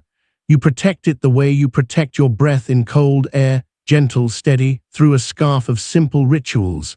The amygdala can flare, emails can shout, people can want. You will have a field. You will have a doc. You will have a sentence that declares the next 25 minutes of your life. You are the awareness, not the tug. You choose where the lantern shines. You've learned to hold focus. Now you'll learn to hold the line. Boundaries aren't walls to keep people out.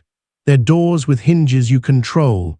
Your amygdala hates unclear edges because unclear edges mean unknown risk. When you don't set a boundary, your body pays with resentment, and resentment is just a slow-motion hijack that coats every conversation in a thin film of threat. Today you'll install 2 frameworks that make edges clean without turning you into stone. The first is the warm wall protocol, clear, kind, and non-negotiable. The second is the energy budget ledger, simple math that keeps promises aligned with capacity so your nervous system stops overdrafting. Before we build the wall, inhabit the body that will speak for it. Inhale for 4, hold for 4, exhale for 6. Feel the weight of your thighs on the chair, the floor honest under your heels. Let your eyes settle on a still point, a knot in the wood, a dot on the screen frame, and let your jaw unhook so the tongue rests heavy. Notice the air cooler at the tip of your nose and warmer as it leaves. You are prepping the instrument because boundaries, spoken with a clenched body, sound like a threat. Boundaries, spoken from a regulated body, sound like truth. The warm wall protocol has 4 moves: name, need, know, next. Name the topic in 1 neutral sentence so the amygdala doesn't flood the room with vague danger. Need states your value or constraint without apology. Know is the clean limit, not a story. Next is the smallest wise action you are willing to take. It sounds like this. About the weekend plans, I need 1 stay-home day to reset. I'm not available Saturday. I can do brunch Sunday from 11 to 1. Warmth lives in your tone and posture, the voice half a step lower, the shoulders down, the gaze steady, not in hedges. Hedges, maybe, perhaps, sort of invite argument. The wall is warm because you're not punishing anyone. It's a wall because you're not bargaining with your nervous system. A scene to land it. Jonah is everyone's favorite helper at work, which also means he is everyone's default mule. He says yes before his lips know they've moved. Last month, 3 teams borrowed him in the same week. His calendar sprouted red exclamation points like a rash. His chest buzzed through the night. We scripted a warm wall for him. When a manager said, "Quick favor, can you mock up a deck by tomorrow?" Jonah felt the familiar sting and the lift in his throat as a yes rose on old habit. He ran a single 4-4-6, pressed his fingers to the desk edge to feel texture, and said, "About the deck, I protect my delivery schedule. I'm not available for a new deck by tomorrow. I can offer a template or make a slot Friday at 2. The manager blinked, then said, "Template helps." Jonah sent the link in 2 minutes. Later, he walked to the elevator and noticed the hallway felt wider. The room in his ribs had square corners again. Check your own body. Are your shoulders creeping toward your ears as if trying on a helmet? Drop them. Feel the fabric at your collarbones. Listen for the furthest sound you can find, the hum of a vent, a distant car, and let it pull your awareness wider than the immediate problem in front of you. You are the awareness, not the emotion. From the larger room, speak. The energy budget ledger is how you stop promising future. Use blood because present you is afraid to disappoint. It's a 5-minute morning practice. You write 2 columns, credits and debits. Credits are hours and energy you truly have today after non-negotiables, sleep quality, meetings that are real body needs. Debits are commitments that want payment. You give each item a half-hour or hour value. Then you run the ledger rule. You may not spend more than you have without a deliberate overdraft plan, what you'll cancel, whom you'll repair with, how you'll recover. This is not rigid accounting, it's nervous system honesty. When you match spend to capacity, your amygdala stops forecasting a cliff at 4 p.m. and lets the prefrontal plan in peace. If the math doesn't work, you use the warm wall to adjust reality instead of using adrenaline to lie to yourself. There's science under this kindness. The brain tracks prediction errors, moments when what you expected doesn't match what happens. Chronic overpromising creates constant prediction error, which your limbic system reads as ongoing threat. Aligning the ledger reduces those errors, drops baseline cortisol, and frees working memory. You don't need to memorize any hormone names. You need the felt experience that happens on days you match your math. Your shoulders sit lower and your laugh arrives from deeper in the belly. A relationship scene because home is where boundaries dissolve first. Tasha loves her sister, who has a way of turning "can you help" into "you must." Family dinner this Sunday, then a ride for the kids Monday morning, then a quick call Tuesday night that eats an hour and a half. Tasha's body keeps score, a tight band around the ribs, a heat behind the eyes, a coldness in the fingers. Old Tasha would go along and burn out later, then snap. New Tasha runs the energy budget on Saturday. Credits 8 waking hours with real energy, 2 already for her own kids' soccer, 1 for rest, 1 for a walk, 2 for the grocery run, 1 for cooking. Debits, the sisters asks would push her into negative. She drafts a warm wall text, then reads it out loud to get her voice right. About Sunday and Monday, I want to show up without rushing. I'm not available for the Monday morning ride or a late call Tuesday. I can bring dessert Sunday and be present from 5 to 7. Her sister responds with a guilt flinch. You're always so busy. Tasha breathes 4-4-6, presses her palm to her sternum, and runs the then now split silently. This is not my mother's disappointment. This is my sister adjusting. She replies, I'm protecting my energy so I can be kind when I'm with you. See you at 5. The dinner goes fine. The Tuesday call doesn't happen. Tasha doesn't simmer. Her amygdala stops humming by bedtime. Feel your breath now. Is it caught in your throat like a car in second gear on a hill? Put a hand on your belly and let it push your palm on the inhale. Exhale long enough to feel the floor under your feet again. Notice a temperature change on your skin, the cool at your wrists, the warm at your neck. Sensation first, narrative after. When you set a boundary, the body must feel like home. Sometimes you'll need a boundary inside a conversation already running hot. That's where the yes, no, yes bridge comes in. It's a cousin to the warm wall, designed to cross an emotional river without falling in. You begin with a genuine yes to the other's need or reality. Yes, I see why this matters to you. Then your no, I'm not available tonight. Then a yes to the relationship or to an alternative. Yes, I can revisit on Thursday and give you my full attention. The bridge works because it reduces social threat signals.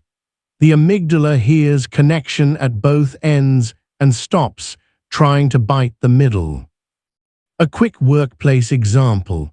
A senior colleague corners you after a meeting.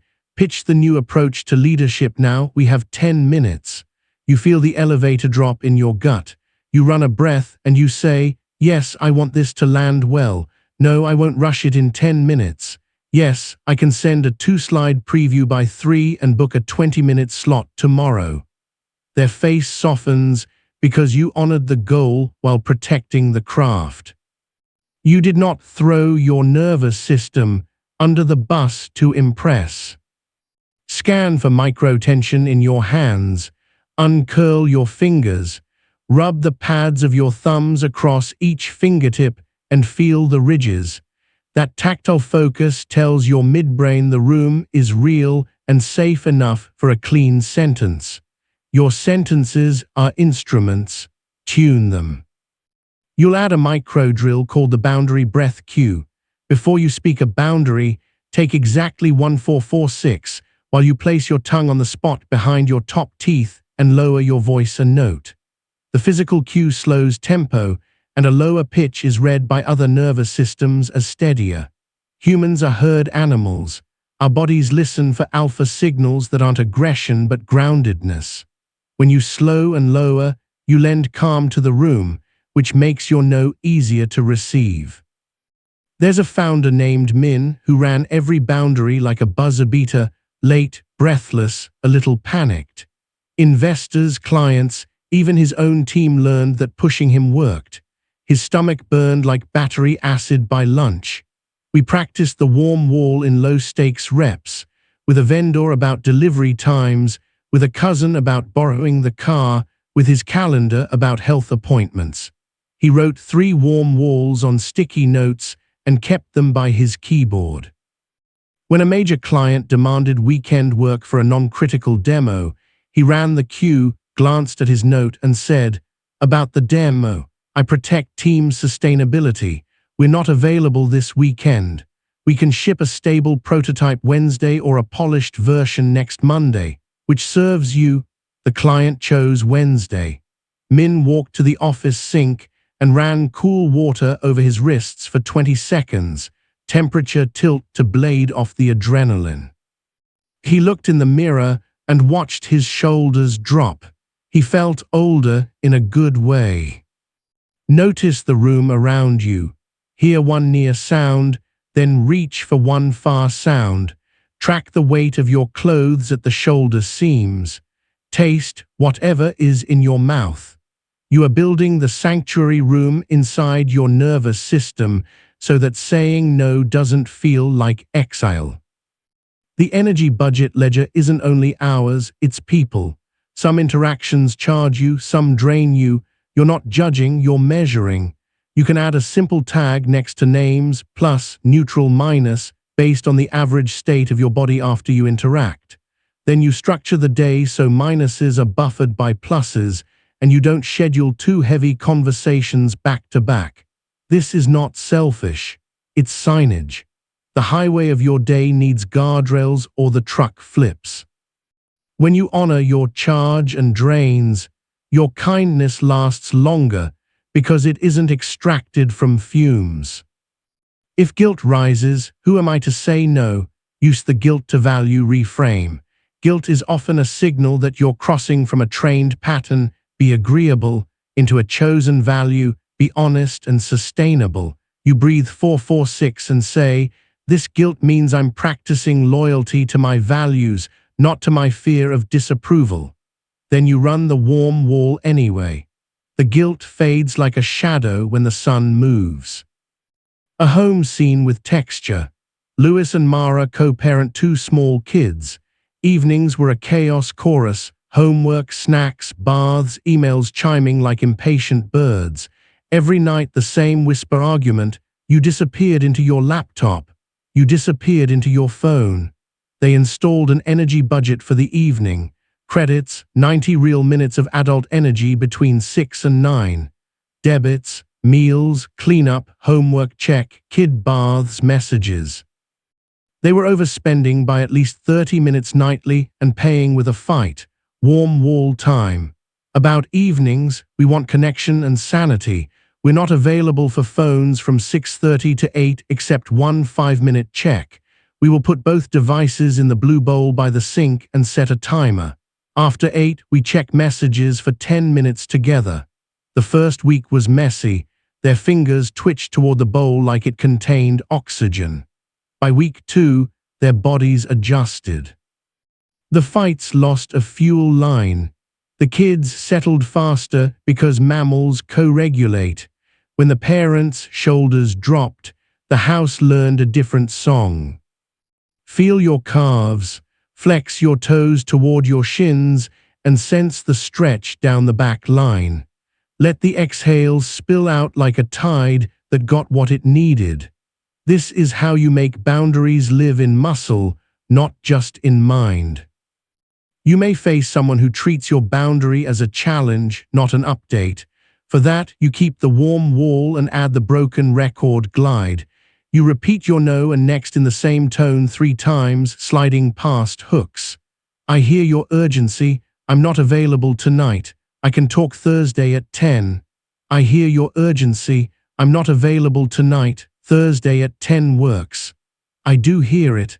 I'm not available tonight. Thursday at 10. The glide works because escalation feeds on novelty. You deny it novelty. You do not add justifications that can be argued. You keep honoring, keep limiting, keep offering the next bridge. Your amygdala might scream for a dramatic exit. You give it a glide instead. Later, you run a 30-second debrief and praise yourself for being a steady door, not a swinging gate. A quick science bridge. When you speak a boundary, you risk social exclusion in the primitive brain's map. That's why your chest shakes. But clean limits paired with warmth tend to increase respect over time because they signal reliability, a trait the social brain prizes. Early discomfort buys later trust.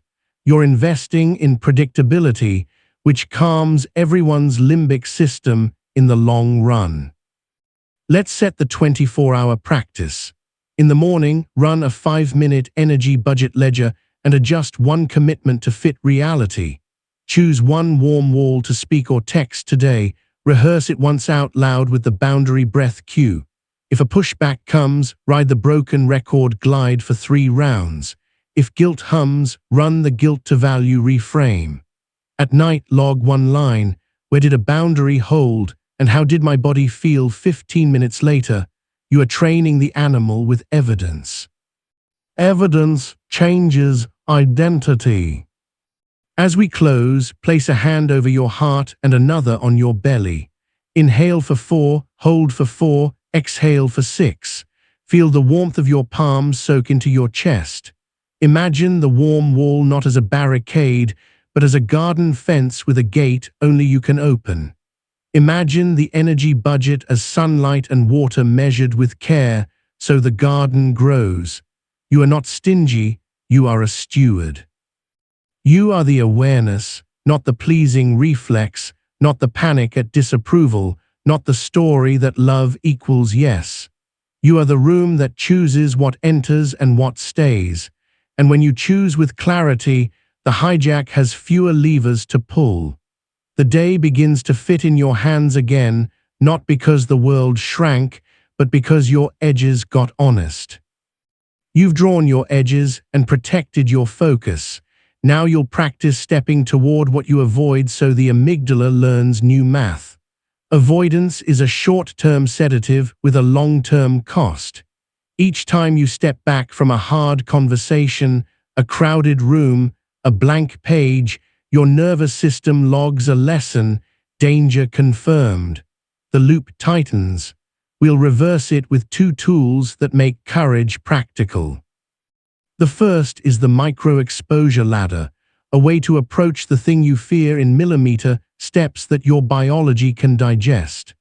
The second is AAR light, the after-action reset, so every attempt, messy or clean, turns into wiring, not evidence against you. Together they transform I can't into I can at this dose. And that is how confidence grows under laboratory conditions called your life. Before this work, we tune the body so it won't confuse practice with punishment. Inhale for 4, hold for 4, exhale for 6. Feel your ribs broaden sideways like doors on quiet hinges. Notice the chair carrying your weight without effort. Let your eyes rest on one still point, a screw head, the dot above an eye, until optic flow slows and your midbrain stops scanning. Unhook your jaw so the tongue lies heavy. Hear the smallest sound in your room, then one just beyond your room, letting distance widen your interior. You are preparing a steady floor. You are the awareness, not the emotion. The micro-exposure ladder has 3 rails: dose, delay, debrief.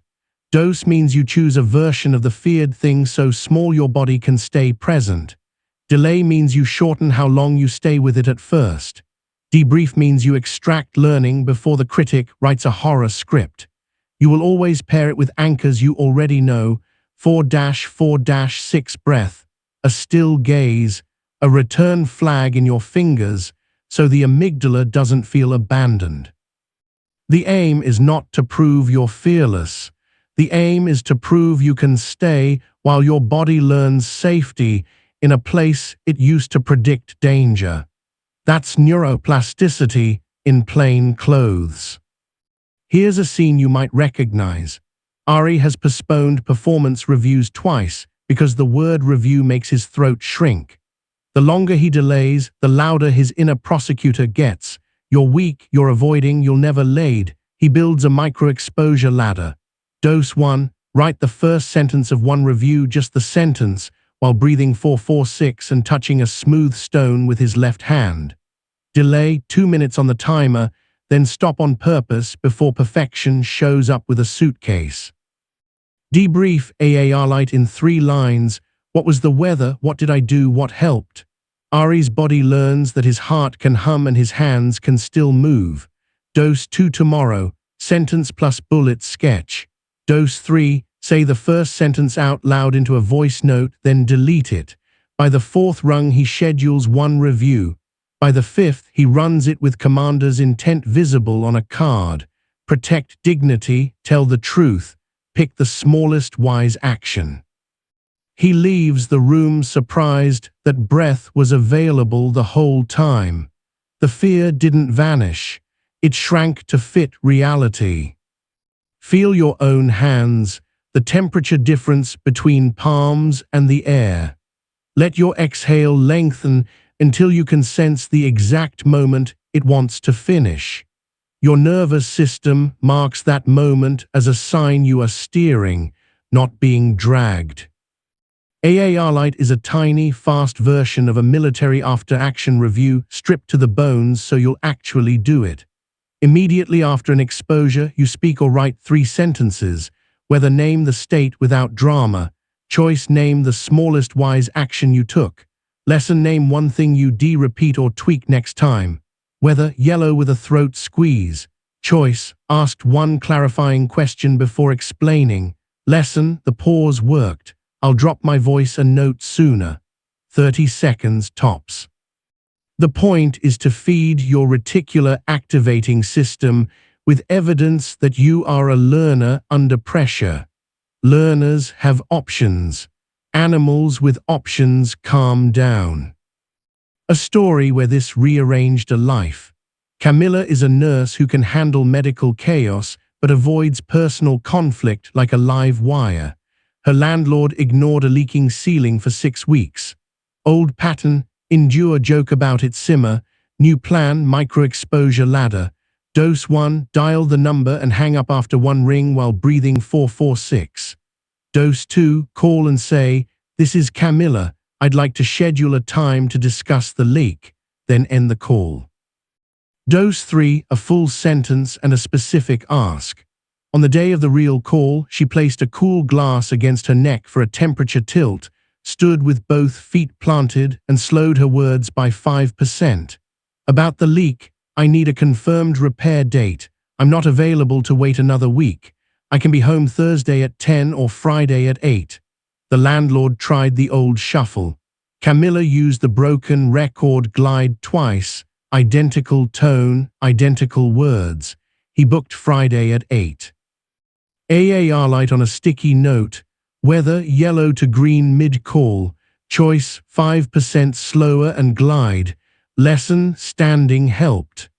That night she slept without the ceiling drip and without the what-ifs knocking on her ribs. Scan for a micro-vibration behind your eyes. Soften your gaze until peripheral vision wakes. Feel the weight of your clothes on your shoulders. Let your belly expand into your palm. The body is how you measure progress, not the mind's applause meter. Sometimes avoidance hides behind speed. You overfill the calendar to outrun a conversation with yourself. For that, add the shadow gratitude protocol, a practice of thanking the part of you that tried to protect you by avoiding, then inviting it to step aside while you work. You say, "Thank you, avoider. You kept me safe when chaos was real. Today I'll take the wheel for 5 minutes." Gratitude is not indulgence, it's integration. Parts of you calm when they're seen, then you run a dose. The amygdala isn't an enemy. It's an overzealous guard dog who relaxes when you scratch its head and give it a job. A team story because courage is contagious. The editorial team at a small media company dreaded post-mortems. Meetings devolved into blame calculus and defensive monologues that left everyone tight-jawed. We rebuilt the ritual as AAR Live. At the table, each person spoke 3 lines and only 3, whether my state during the project. Choice, 1 decision I made that moved us forward. Lesson, 1 change I'm committing to next cycle. The rule was no rebuttals, only thank yous. Added a sensory anchor. Everyone placed a palm flat on the table, feeling wood grain before speaking. The first meeting felt awkward, then surprisingly spacious. In week 3, the most defensive editor said, voice slower than usual, weather read the day before launch. Choice asked for help instead of pushing alone. Lesson, my help request earlier would have saved 2 hours. The room exhaled. Nobody bled. Over months, the team's baseline state before launches shifted from yellow to usable green. Not because mistakes vanished, but because learning was built in. Notice the middle of your back. Is it arched like a cat ready to bolt? Let the spine curve into the chair. Feel the back of your thighs supported. Hear a faraway sound and let it place you on a map larger than your immediate task. You are the awareness, not the weather. There's a deeper exposure many of us avoid, being seen doing something badly while we learn. Perfectionism is often a costume for fear of social pain. You'll use failure sandbox to practice visible imperfection on purpose.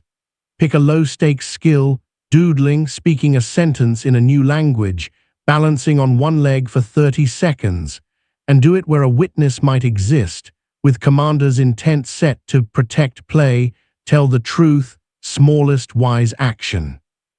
If shame sparks, apply the then now split. This is not the classroom laughter from then. This is me now practicing in a kitchen. Pair it with a physiological discharge like the double sigh, 2 short inhales through the nose, 1 long exhale through the mouth, which ventilates carbon dioxide and cuts arousal quickly. Your system learns. Survival is not at stake when I wobble. A home vignette to make it tender. Jonah, the same helper from earlier, loves his partner but avoids starting hard talks about sex because he fears being judged or failing. The avoidance has built a quiet wall. They set a micro-exposure ladder together. Dose 1, say 1 sentence naming a hope, not a complaint, while holding hands to share nervous systems. I want us to feel playful again. Delay, talk for 4 minutes, timer visible, then stop and take a walk. Debrief, AAR light, each allowed, weather choice lesson. Dose 2 next week, share 1 memory that felt good. Dose 3, propose 1 experiment and 1 safety rule. They paired each talk with a temperature tilt, tea cupped in both hands because warmth in the palms cues safety. By dose 5, the wall wasn't gone, it had a door. The door had hinges because they installed them 1 visit at a time. Taste your saliva. Digestion online means the parasympathetic is home. If your mouth is dry, sip water and feel temperature travel down your throat. Place 1 hand on your chest and 1 on your belly. This practice isn't in the clouds, it's in bones and breath and skin. You'll meet days when the ladder feels impossible, because your baseline is already read. On those days, switch to the 90-second weather rule with movement. Set a timer for 90 seconds, breathe 4-4-6, and add a gentle shake of the hands and shoulders, letting muscles release microtremors mammals use to discharge stress.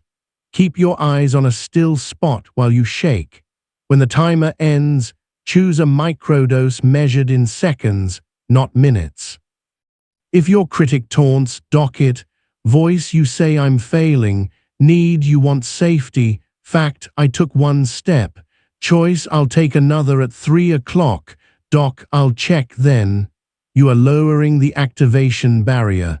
Chemistry first, story later. Let's add a framework for meaning making that won't hijack you. The fact, meaning, move trio.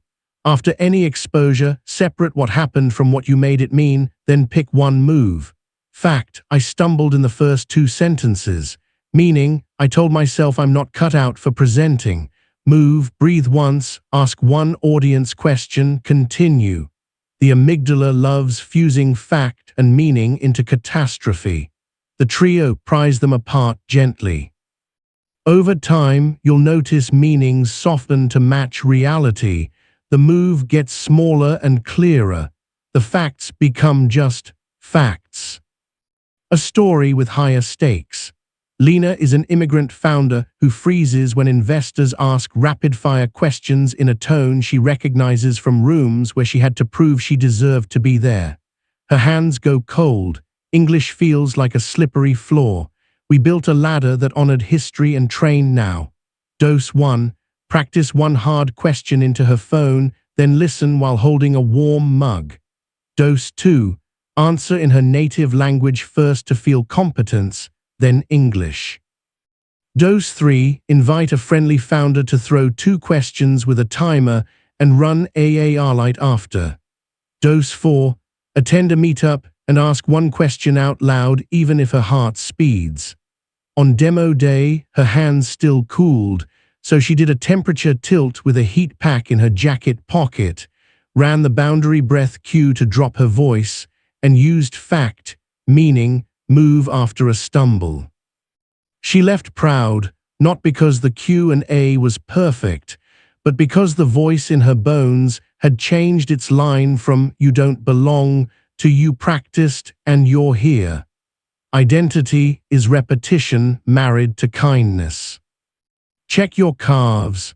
Flex toes toward shins until you feel the back line wake. Let your exhale stretch 1 beat longer. Hear that faint hum again, the life around you continuing, indifferent to your momentary storm. That indifference is comfort. The world is bigger than a single surge. You may wonder how to pick exposure targets without drowning. Use the 3-compass check. Values, vitality, viability. Values. Does this exposure move me toward who I said I want to be? Vitality. Does it add life after the moment, even if it's tense during? Viability. Can I dose it small enough to succeed today? If all 3 read yes, you climb. If viability reads no, you shrink the step until the answer flips.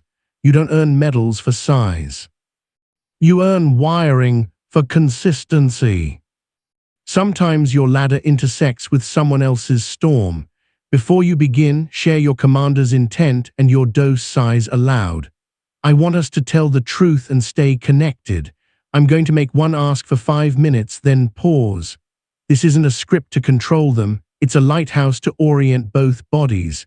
If they surge red, you can still climb 1 rung by returning to breath and AAR light after. You cannot climb their ladder for them.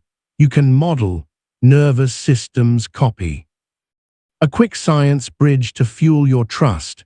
Exposure works because prediction error drives learning in threat circuits.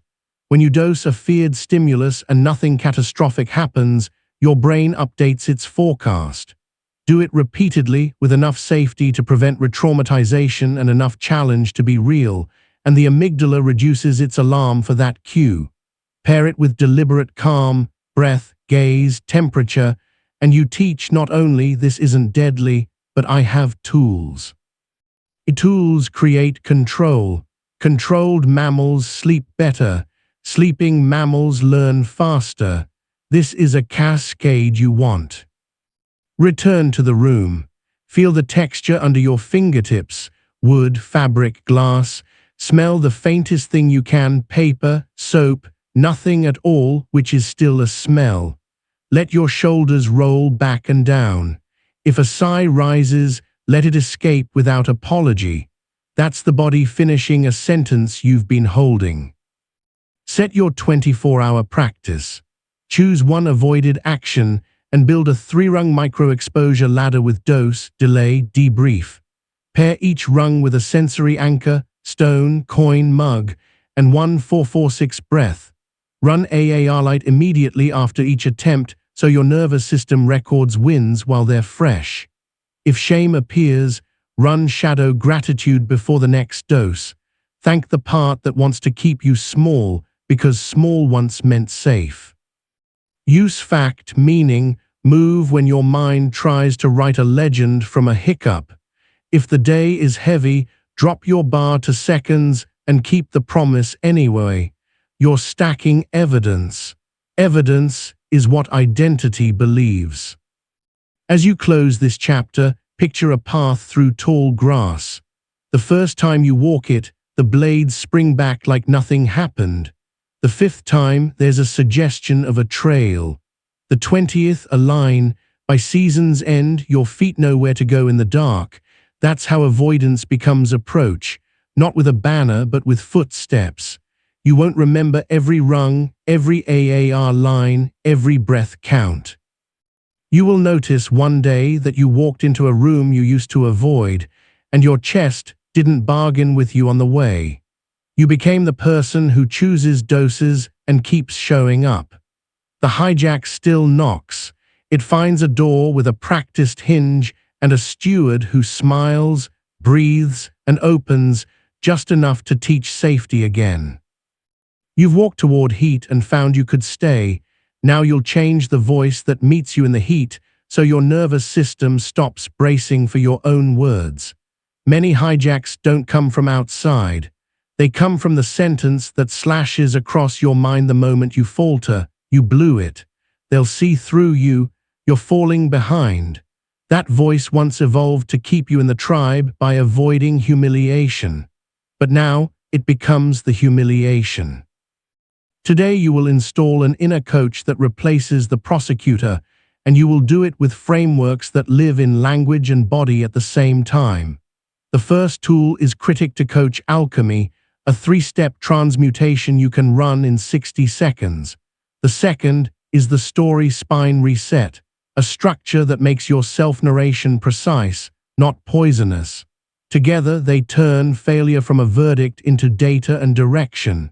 This isn't pastel affirmations, it's factory floor retooling. Before we put tools in your hands, prime the instrument that will hold them. Inhale for 4, hold for 4, exhale for 6. Feel the weight of your tongue settle on the floor of your mouth. Let your eyes rest on one still point, a screw head, a speck on the wall, until the room's edges soften. Notice a cool patch of air at your wrists, a warm patch under your collar. Hear the nearest sound, then the furthest sound you can find. Your biology learns what your mind intends. We will speak to ourselves from steadiness. Critic-to-Coach Alchemy has 3 moves you'll memorize by feel: catch, classify, coach. Catch means you notice the first harsh phrasing as sensation before words. Jaw tightens, stomach drops, scalp pricks. Classification prevents the critic from wearing a lab coat. You label the sentence by type.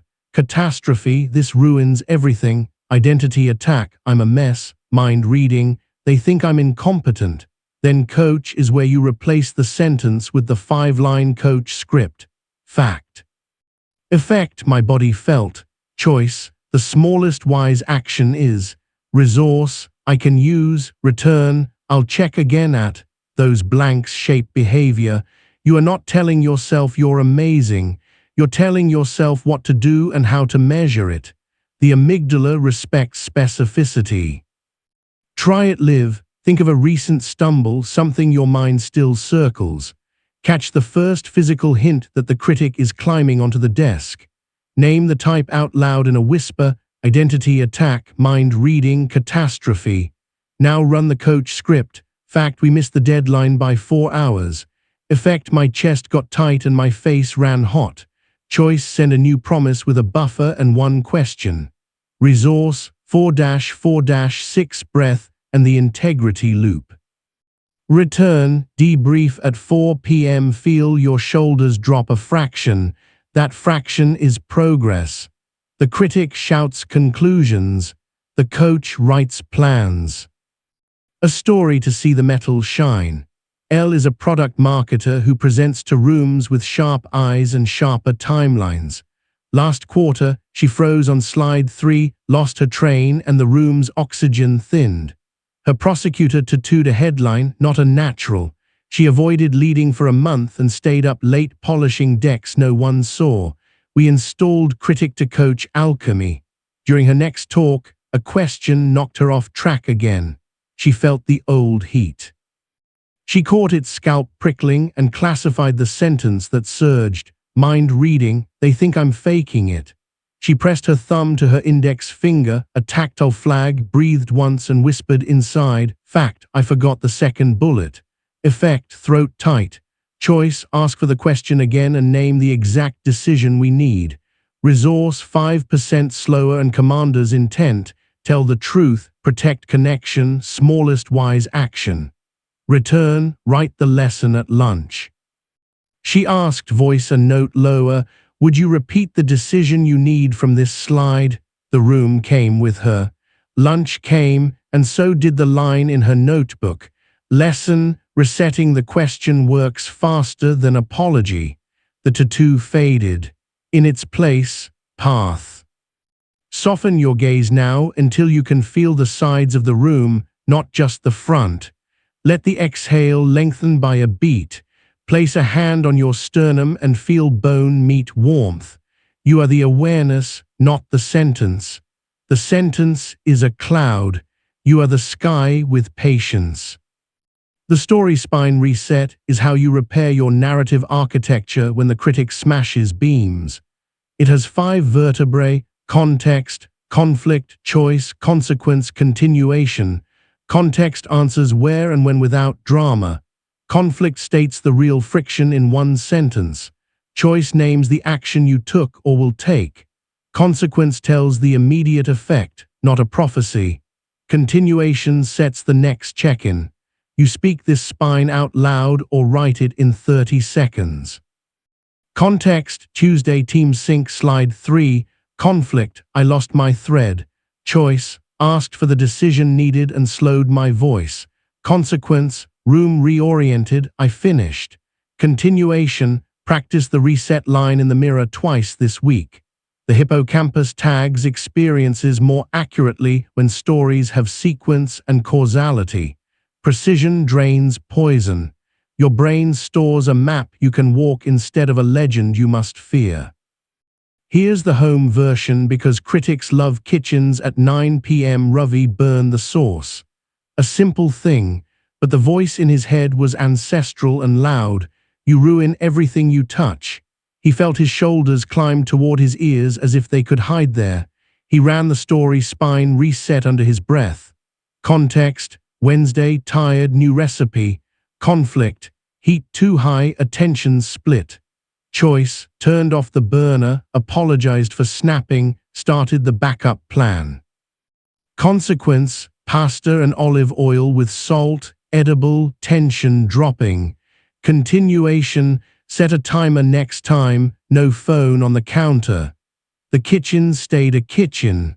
The critic had no blood to drink. Check your jaw, unhook it. Feel the back of your neck warm under your hand.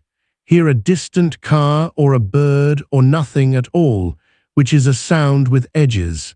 You're teaching your body that language anchored in sensation can change state in seconds. You'll add the 2-word salvage, a micro drill that gives you traction when the prosecutor goes nuclear. The 2 words are even now. Even now I can breathe once. Even now I can ask one question. Even now I can choose the smallest wise action. Those words thread you back into agency. They stop the critic's favorite tactic, totalizing. The amygdala calms when the present tense holds a door. A scene from a day that could have unraveled. Mina is an ICU resident during a night shift. An order was delayed because two systems failed to talk. A nurse flagged the issue with sharp urgency. Mina's chest flooded. The critic reached for the mic. You're dangerous. Catch. Classify. Catastrophe. Coach script. Fast. Fact. Order delayed 7 minutes. Patient stable. Effect. Heart pounding. Choice. Confirm vitals. Call pharmacy directly. Document the workaround. Resource. Team huddle and temperature. Tilt at the sink for 15 seconds after. Return. AAR light at 5 a.m. She said to the nurse, "You did the right thing, thank you. Confirming vitals, calling pharmacy now." Later, hands under cool water, she whispered, "Even now." The shift ended with a tired body and a steady spine. She wrote her lesson in the grey hour. My critic isn't a clinician, my coach is. Notice the soles of your feet. Press your toes down without lifting your heel and feel the calves wake. Let your exhale run until you sense the moment it turns itself off. You are greasing a gear that will carry you through language storms. The critic often borrows your voice print. We'll unmask it with the three-voice counsel: child, guard, guide. Child speaks fears and needs in simple language. Guard is the amygdala's protector, loud and dramatic. Guide is your practiced awareness that remembers tools and values. When you hear a harsh sentence, ask which voice spoke. If it's guard, you thank it, shadow gratitude, and ask it to sit beside you while guide speaks. If it's child, you comfort and translate before acting. The counsel isn't performance. It's accurate anthropology of your interior. Once roles are clear, your sentences change. Guard says, danger if we slow. Child says, I want to get it right. Guide says, 5% slower plus commander's intent equals right and safe enough. A relationship story where this saved a night. Jen and Marco planned a trip. A small money decision turned into a large silence. Jen's guard shouted internally, "Don't let him control you." Child whispered, "I want us to be a team." Guide took the mic because Jen had practiced. Guard, thanks, sit by me. Child, I hear you. To Marco, I want to feel like a team when we spend. I'm not available for rushing this tonight. Let's set 15 minutes tomorrow after breakfast. I'll bring 2 options. You pick one trade-off. The critic would have written a courtroom. The counsel wrote a plan. The morning brought 2 options and an easy yes. Their bodies learned that slowing didn't mean losing. Taste your mouth. If it's dry, sip water and feel the temperature travel. Feel your ribs expand sideways under your palms. Hear one near sound, then one far. The identity shift tucks itself in here. You are not the prosecutor, you are the guide. You are the awareness, not the accusation. You are the room where wise sentences are chosen. Science bridge to keep your prefrontal online. Negativity bias tilts attention toward threat words. Those words spike arousal and narrow thinking. By classifying thoughts and replacing them with coach script and story spine, you engage labeling circuits and planning networks, which reduce amygdala output. The hippocampus tags your new pattern, mistake, right arrow, breath, right arrow, plan, as the default over time. You don't become delusional, you become deliberate. Let's add a pocket tool for public moments. The reset line. It's a single sentence you can use aloud when you fumble in conversation or on stage. Let me reset that more clearly. The words are a handrail. They let your voice slow and your body rejoin your mouth. Practice the line now softer, then firmer, letting it carry your breath down into your belly. Imagine the slight warmth on your cheeks receding as your chest widens. The reset line pairs perfectly with the coach script. Fact, I tangled the sentence. Choice, reset line. Resource, 5% slower. Return, continue. A workplace vignette to lay a proof. Dana leads sales and lives by numbers. A big pitch stumbled when a slide didn't render. The room tilted. Her prosecutor sprinted for the spotlight. Amateur hour. Catch, classify, identity attack. Coach script, fact, slide failed. Effect, heat in face. Choice, speak the 3 bullets plainly, ask 1 diagnostic question, move on. Resource, reset line. Return, debrief after. She said, voice lower, let me reset that more clearly. 3 things matter here. Cost to acquire drops by 12%, churn improves by 2 points, and your team gets a faster dashboard. Questions on any of those before we test? The buyer nodded. The conversation returned to ground. Dana wrote her lesson in the taxi. Hardware fails, clarity scales. Check your posture. Are you reaching forward with your head as if your skull has a leash? Lean back 1 inch. Let the chair hold your weight. Place a palm on the belly and feel it rise. Allow a quiet sigh if it wants to come. That sigh ends a sentence you've been holding since you were young. Some critics wear academic robes. Be objective. This is naive. For that, you'll use evidence pairing. For each coach sentence, pair 1 piece of observable evidence. I can learn this pairs with I ran 3 focus fields last week. I repair quickly pairs with yesterday's integrity loop took 6 minutes. Evidence quiets skepticism without argument. The basal ganglia love repetition plus reward. You're feeding them both. There's a story about failure that could have fixed a false identity. Omar launched a small course, 5 signups. The prosecutor wrote the obituary, no one wants what you make. He paused, ran a 446 and took his coach to lunch. Story, spine, context, first launch, short runway, conflict, small list, unclear promise. Choice, ask 5 buyers why they bought, ask 5 non-buyers what they needed. Consequence, clearer language and a sharper module. Continuation, relaunch in 3 weeks. He paired a coach sentence with evidence. I improve with feedback, plus 3 buyers booked calls after I asked. The second launch reached 28 signups.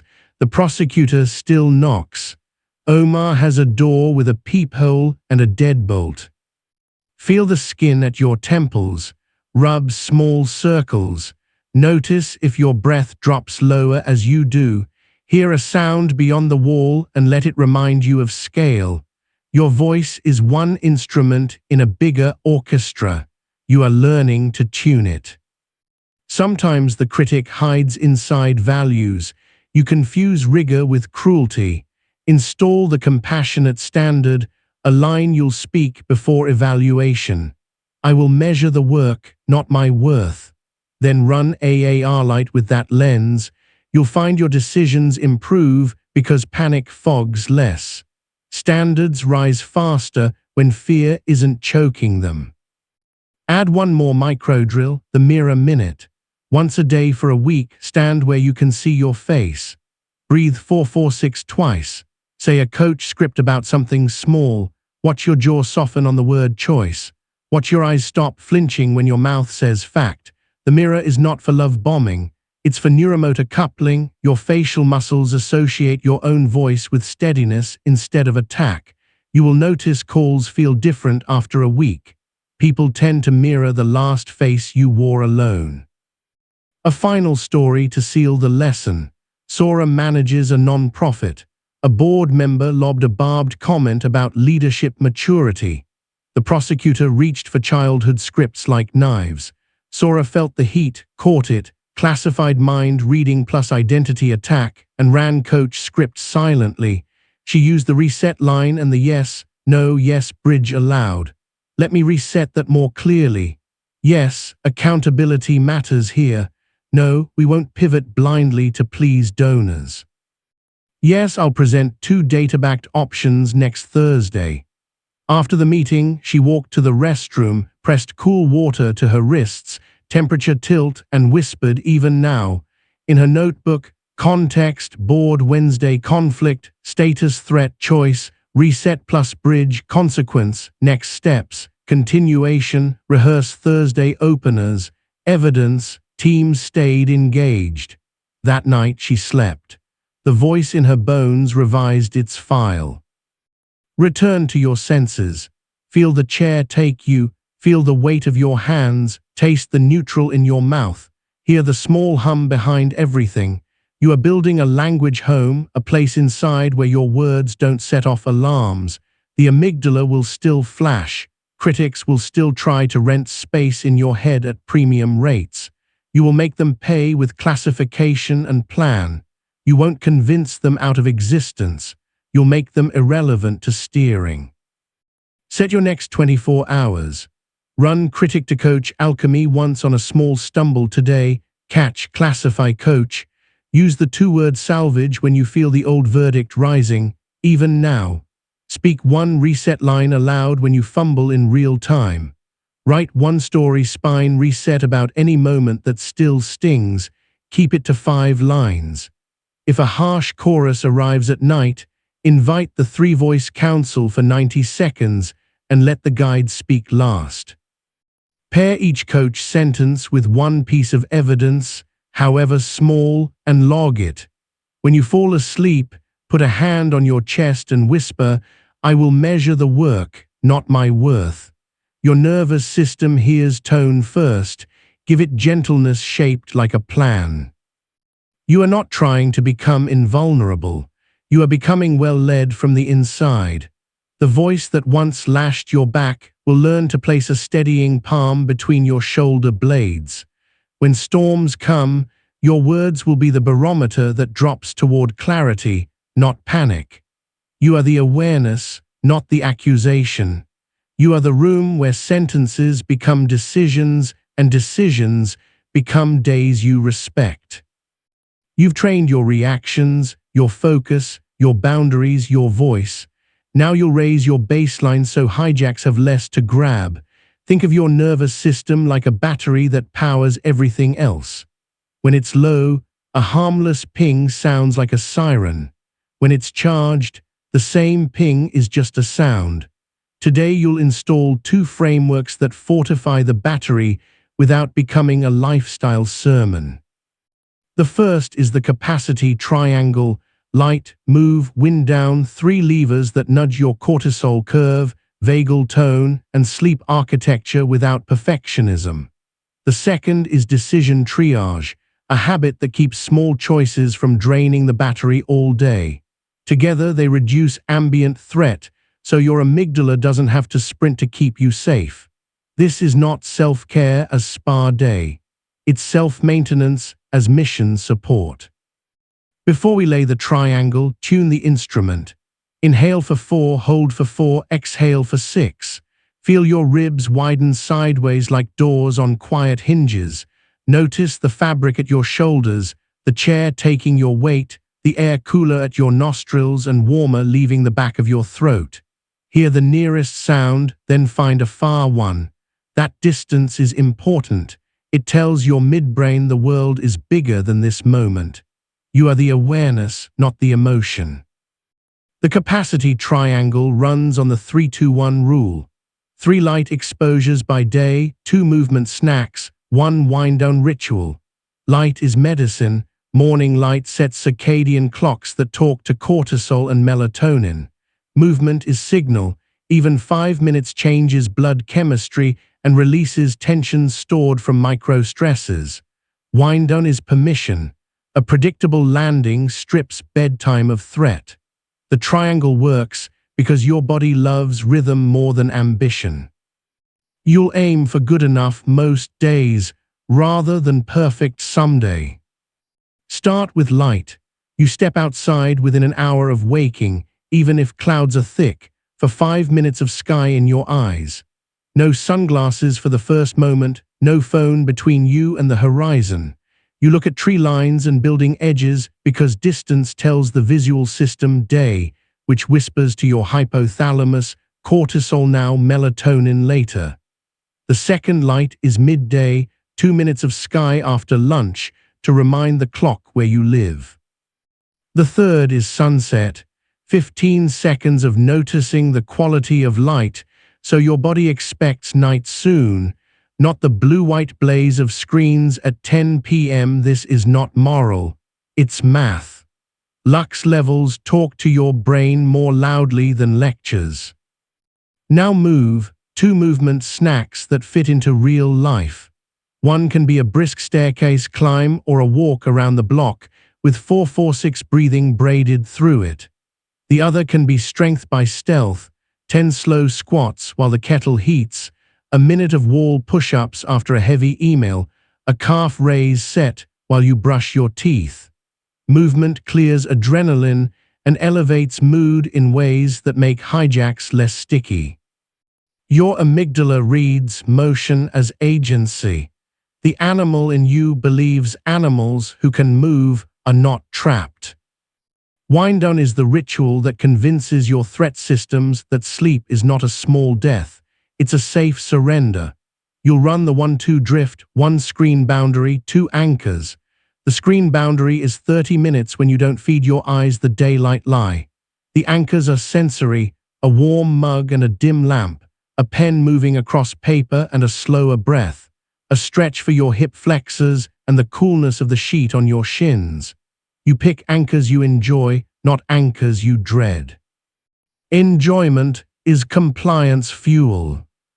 Pause here and check your body. Are your shoulders wearing your ears like hats again? Let them fall. Place a hand on your sternum and feel the pressure of palm on bone. Inhale for 4, hold for 4, exhale for 6. Taste whatever is in your mouth. Neutral is a taste. You're teaching your nervous system that calm can be found, not forced. A story to make this more than theory. Matteo manages an operations team. He believed the only way to be on it was to be on fire. Mornings started with emails in bed, a thumb scroll replacing sunlight. Afternoons were a caffeine seesaw that dipped into irritability at 4.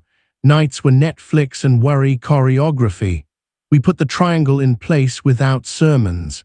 Matteo stood on his stoop each morning for 6 minutes, eyes on the sky's brightness, while the coffee maker gurgled. He walked the stairwell after lunch, 1 flight up and 1 down twice, with a single 4-4-6 at the landing. He set a lamp in the hallway that he turned on at 9, and a rule that the laptop lived in the kitchen after 9:30, not the bedroom. The first week, not much changed. The second week, he noticed he didn't snap at 3. The third, he woke before the alarm and his chest felt less like an alarm itself. His team noticed before he did. Meetings felt like rooms, not stampedes. Now decision triage. Your brain burns fuel every time you decide, and decision fatigue makes you edgy, which makes your amygdala faster on the draw. Triage shrinks the number of times you invite your prefrontal cortex to a knife fight. The habit is 3 lanes you sort without debate. Now batch bin. Now are actions under 2 minutes or those with high consequence. You move them without ceremony. Batch are similar items scheduled into 1 focus field so your brain builds momentum. 5 invoices, 8 messages, 3 small edits. Bin is deletion or delegation with a 1-sentence yes, no, yes if needed. The power of triage is boundaries on thinking time. You stop reopening doors just to check if they're still doors.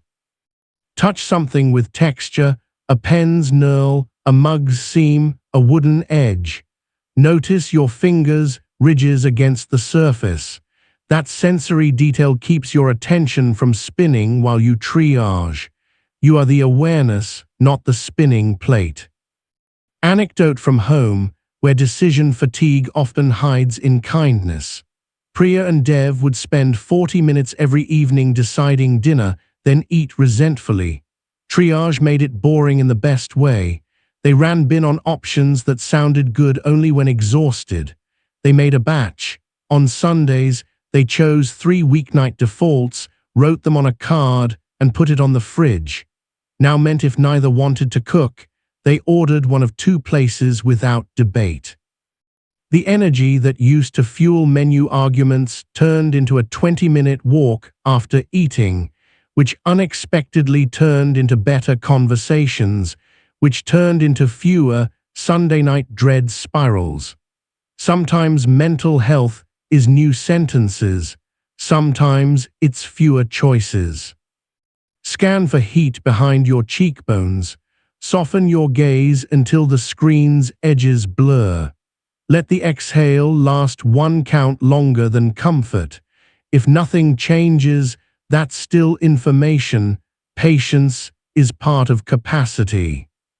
Layer a micro tool called Glucose Grace. Hijacks love low blood sugar. That doesn't mean you need a perfect diet. It means you carry a simple buffer so your physiology doesn't set you up to lose your temper at 4:30.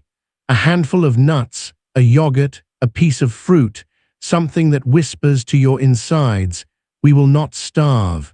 You're not negotiating with willpower, you're feeding the animal that lives under the suit. Pair the snack with a 4-4-6 breath and a glance at your commander's intent, and small storms pass without naming rights. A workplace scene with higher stakes. Raina leads customer success. Quarter's end always knocks on her nervous system like a debt collector. The old pattern was 11 p.m. inbox sprints fueled by espresso and self-contempt, then foggy mornings and fast tempers. We installed the Triangle and Triage together. At 8 a.m., she stood by her window and looked at the nearest tree's leaves for 80 seconds before opening a screen.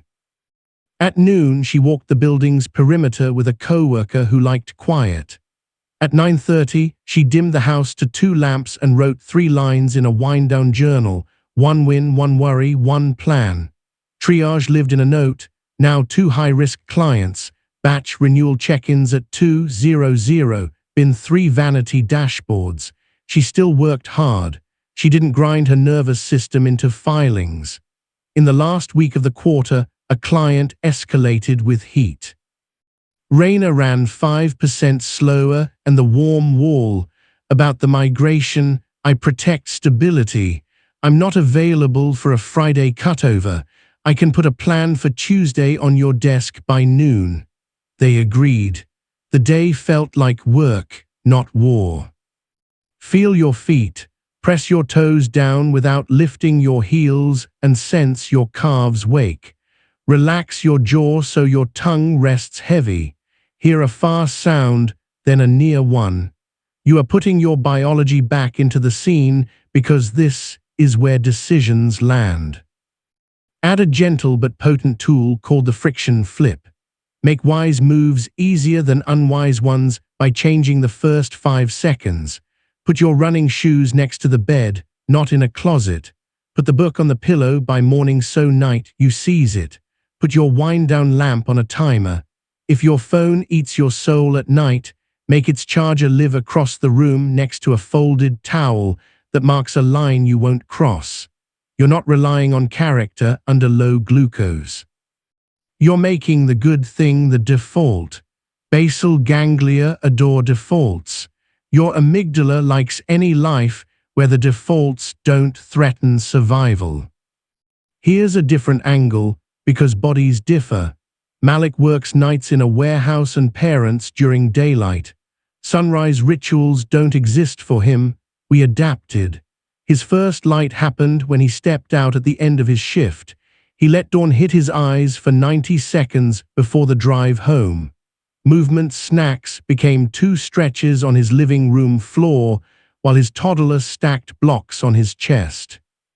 Wind-down was midday darkness, blackout curtains, a fan's gentle rush, a 15-second body scan, forehead, jaw, shoulders, hands, belly, legs, paired with a mantra not mystical, just mechanical: off, off, off.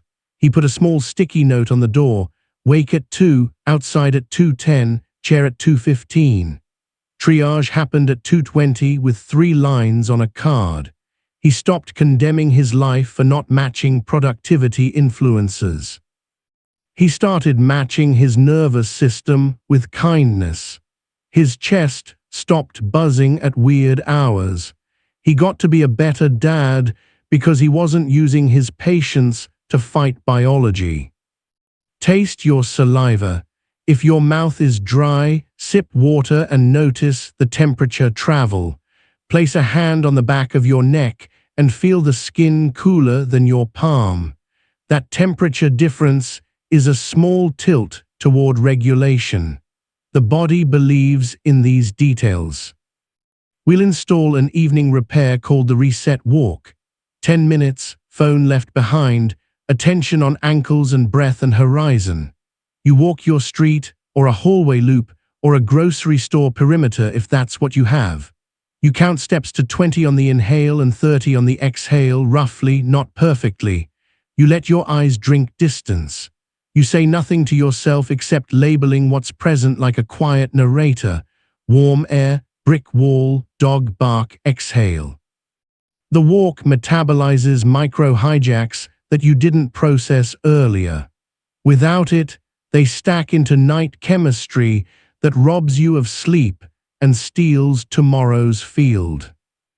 You might worry that this is a lot to remember and perfectionism will rear its helmeted head. That's what decision triage is for. You choose one lever per day to honor. Light today, movement tomorrow, wind on the day after. A week becomes a stack of small votes for steadiness. The brain learns from streaks more than it learns from heroic one-offs. Keep the circle visible, a cheap calendar with a small mark for each day you touched at least one lever. The mark is not a grade, it's a heartbeat. A relationship story because capacity is contagious. Hannah and Jules both worked in healthcare, both came home fried, both took it out on each other by asking pointless questions like, "Why didn't you?" They installed a sunset glance together. Whoever got home first stood by the window for 30 seconds at dusk and texted a photo of the sky to the other. It was not about artistry, it was about reminding two limbic systems that night comes and day follows and cycles can be trusted. They paired it with a batch decision, 3 meals on rotation, a wind-down show with a rule that neither could pause to argue, and a 2-minute tidy before bed that made mornings feel less like a sprint. The fights didn't vanish. They got shorter. The apologies got faster.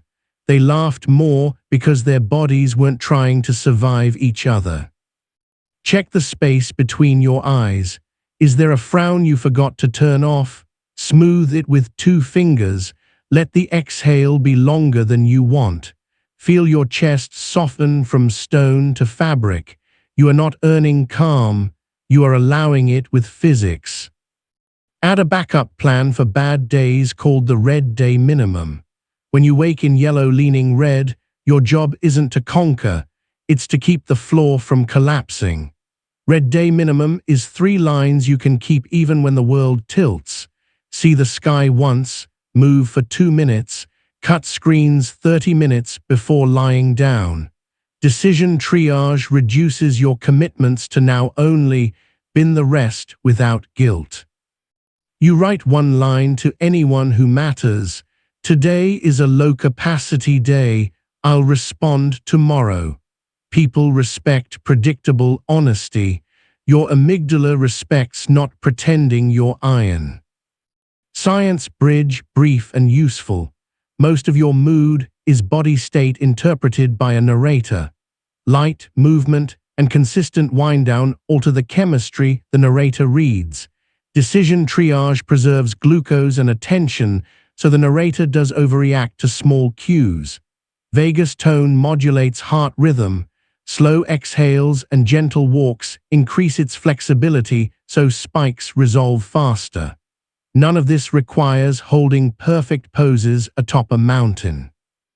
It requires noticing and repeating small things until your body predicts safety more often than it predicts threat.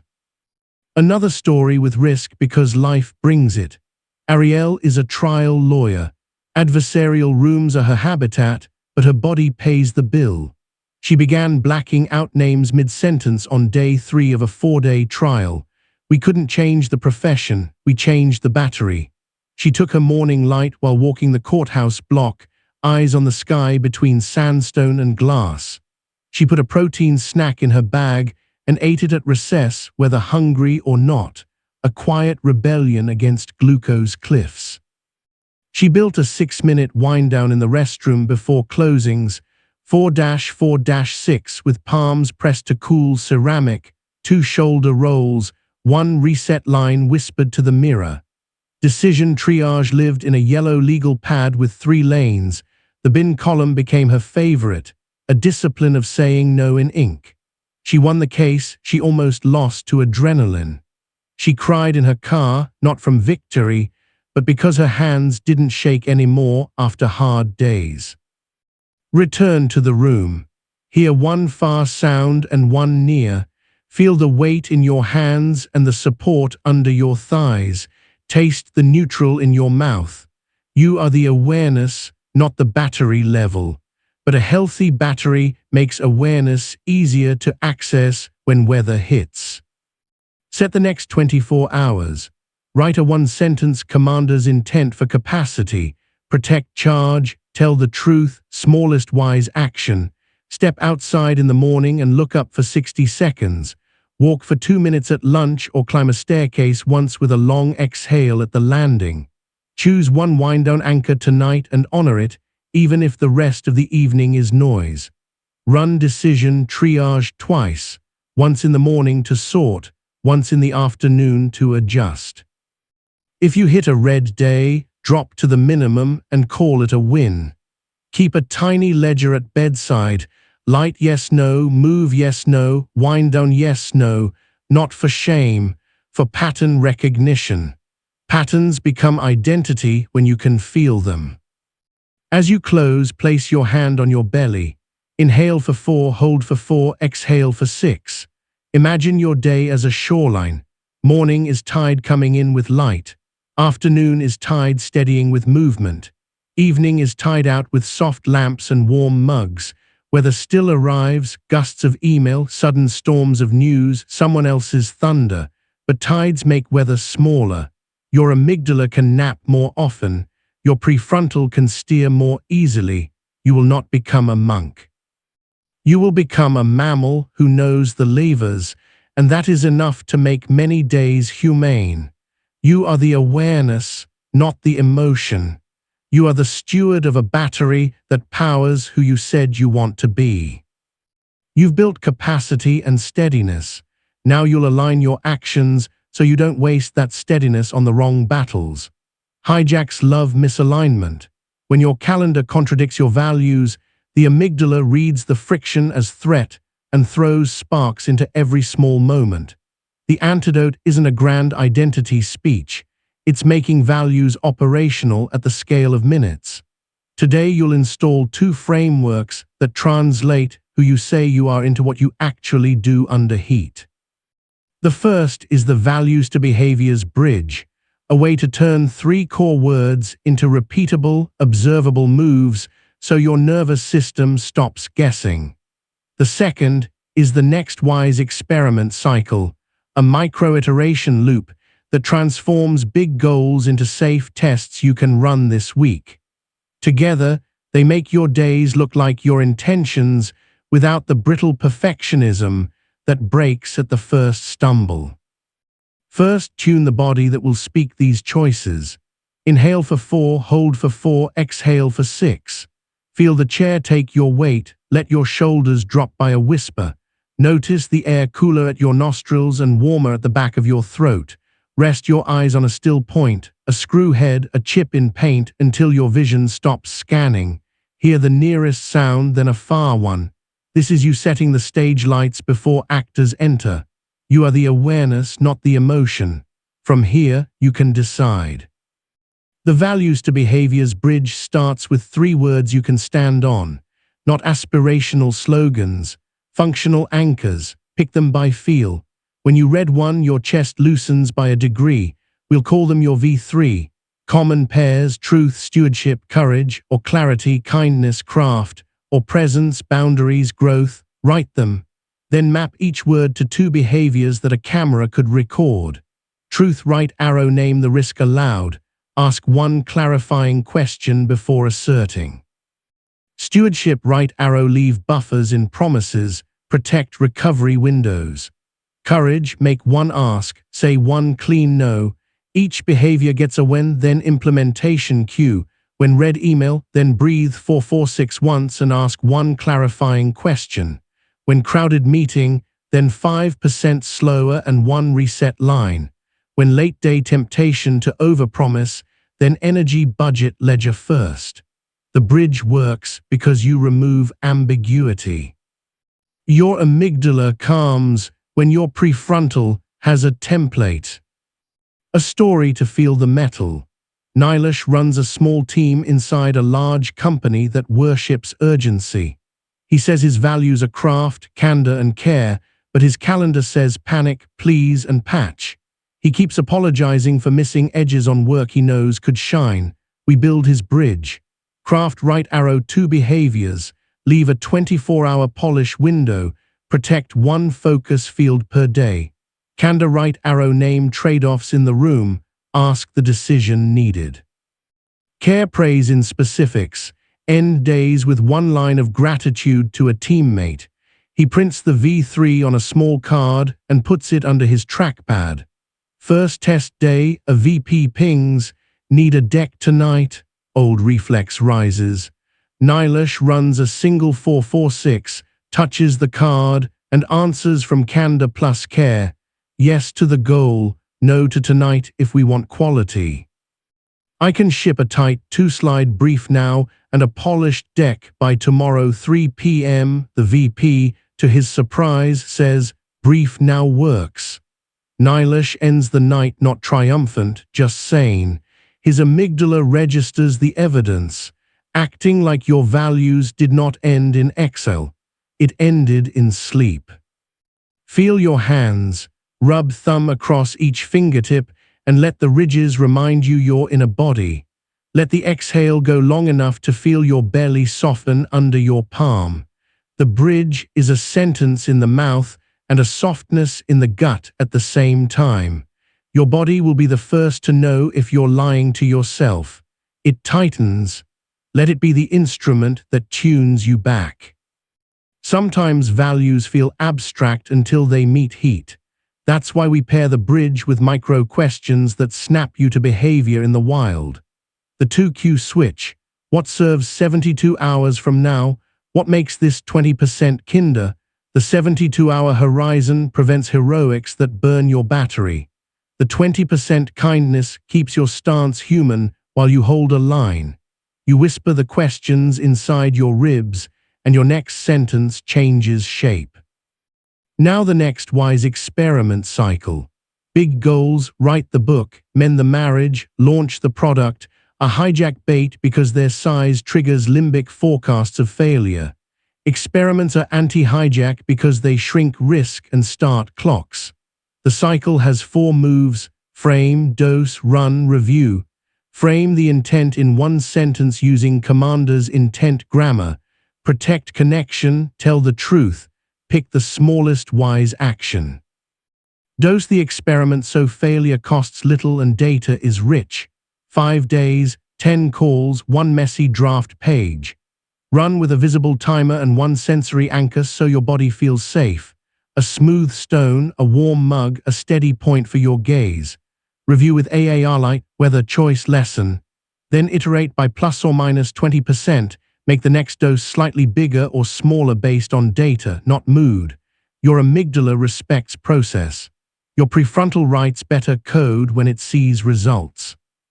A home scene because values hide in family air. May wants presence, humor, and honesty at home. Evenings keep collapsing into screens, size, and correction. She builds the bridge. Presence, right arrow, phones in the ceramic bowl 7-8 p.m. 3 breath eye contact when someone starts talking. Humor, right arrow, name 1 silly detail in the room when tension rises. Play a 3-song kitchen playlist while cooking. Honesty, right arrow, state 1 feeling in plain words without courtroom tone. She sets a next wise experiment. For 5 nights, bowl plus 3 songs plus 1 feeling sentence once. Dose is small, timer is the playlist. Night 2, her teen rolls eyes. May breathes 446, touches the counter edge and says, feeling overwhelmed, want to be with you, choosing the bowl anyway. Night 5, someone hums the second song on their own. Review line in May's notebook. Weather, yellow, choice, bowl plus songs, lesson, songs disarm faster than speeches. Her amygdala updates its file. Home can be shaped by rhythm more than reprimand. Notice your jaw, unhook it so your tongue settles. Hear a distant sound, the plumbing tick, a car sigh, a fan's ribbon hum. Let the exhale drag your shoulders down a notch. You are building rituals that move molecules, not just ideas. We add a pocket drill called the 30-second values breath. Once a day, put one hand on your chest and one on your belly. On the inhale, silently say the first value, on the hold, the second, on the exhale, the third. Presence, boundaries, kindness, or truth, stewardship, courage. Your breath becomes a rosary of modern vows. Why it works? Repetition under breath embeds priority. Your reticular activating system begins to spot moments to enact those words. Blood follows focus. You're telling your blood where to go. A workplace vignette with higher stakes. Zara is CTO at a startup and her value word is clarity. The board likes Merck because Merck allows fantasy. She builds behaviors, clarity, right arrow, state the unknowns, set a decision threshold, end each meeting with one owner and a timestamp. The experiment, for 2 weeks, end every leadership meeting with owner plus time and post it publicly. Day 3, a co-founder jokes, process police. Zara runs the 2Q switch, 72-hour service. Yes, 20% kinder. Yes, then says 5% slower. I hear the joke. Clarity protects us. Owner and time, you Friday noon. 2 weeks later, ship velocity improves. The board's questions get crisper. Zara's heart rate decelerates by 3 beats in meetings because she isn't pretending that fog equals flexibility. Her amygdala stops pumping cortisol like a fog machine. Scan the backs of your eyes. Are they buzzing? Soften your gaze as if looking past the wall. Feel the coolness at your wrists. Taste neutral in your mouth. You are keeping biology in the loop so psychology doesn't run ahead and leave the body shaking behind. There's a place values often crumble. Money. Fear has a script, and it sounds like survival. We use the bridge to write a counter script called the transparent promise. Value, integrity, behavior, no silent discounts, no ambiguous timelines, state trade-offs. Experiment. In 3 proposals this week, add 1 line that names a risk we can't control and how we'll respond. Matthews, a freelancer with a nervous gut around billing, runs it. Proposal line, risk, third-party delays, response. We adjust timeline, promise, weekly update Wednesday 3 p.m. 1 client is startled, then grateful. Another chooses a competitor.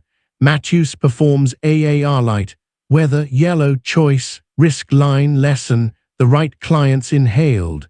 His nervous system learns that values might repel the wrong rooms so he can breathe in the right ones. Breathing is profit. Sometimes you'll try to run your bridge and someone will hand you a story that overrides your own. That's when we pair the bridge with the story spine reset in the same minute. Context, Tuesday budget call, conflict. I was asked to promise the impossible. Choice, I ran warm wall. Consequence, a smaller, saner scope. Continuation, experiment with 2-sentence constraints next week. Narrating your choice trains your hippocampus to tag it as a template. Templates beat panic. Feel your feet. Press toes down without lifting heels. Calves wake.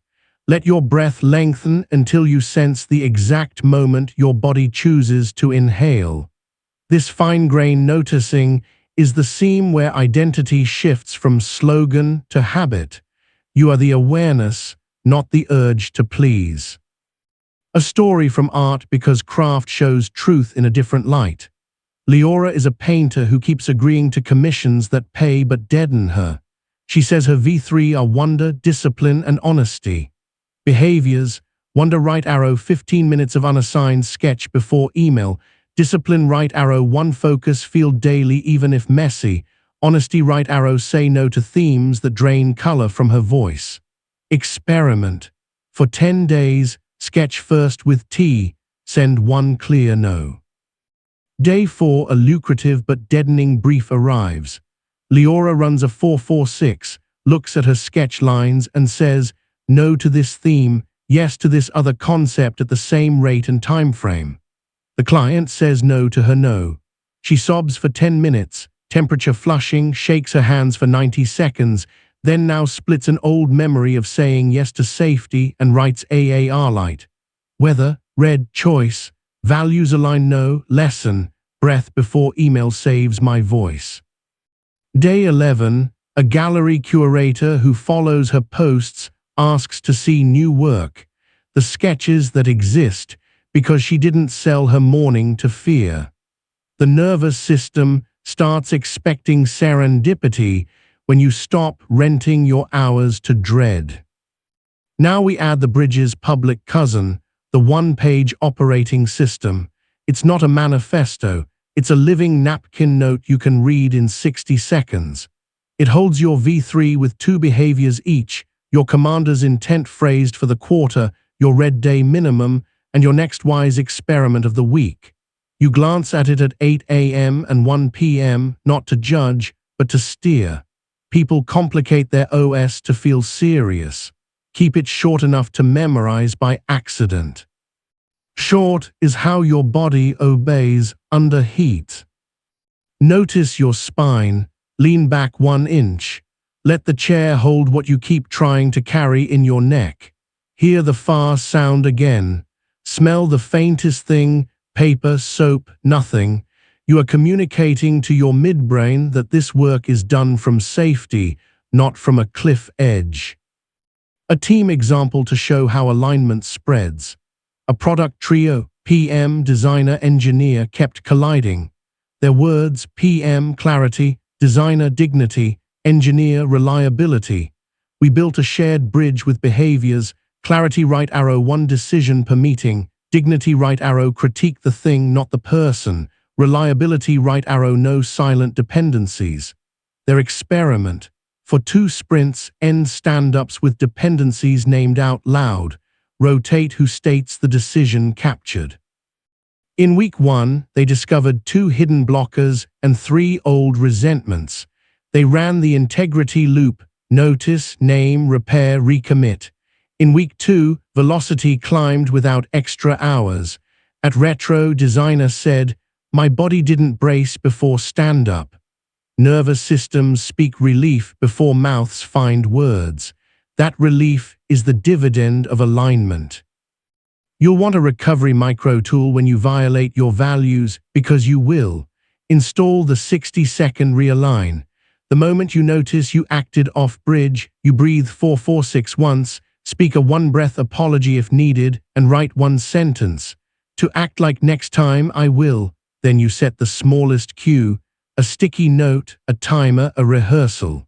Shame wants essays, alignment wants a sentence and a rep. Another anecdote from a crisis room flavor. D runs comms for a city office. Breaking news ping, reporters circle, half facts mutate. His values, calm, accuracy, service.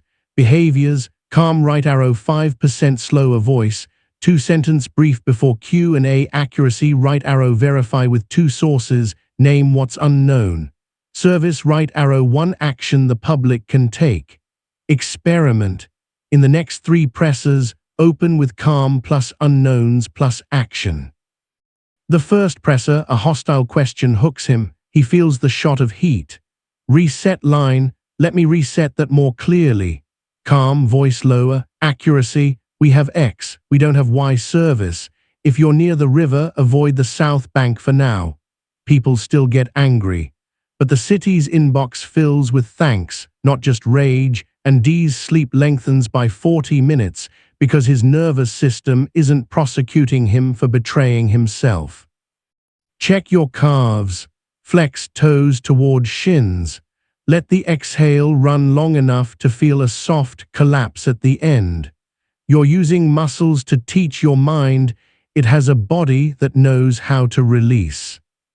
We'll weave in a meaning tool so you don't outsource your life story to urgency. The annual obituary, not for melodrama, for direction. 2 paragraphs written like a reporter 6 months in the future, describing how you lived your V3 in ordinary days. She protected connection by, he told the truth by, they chose craft by, read it once a week for a month. You're not jinxing anything. You're telling the hippocampus what to tag as significant so the RAS spots chances to act that way. Then you pick one sentence and make a next wise experiment that makes it true by Tuesday.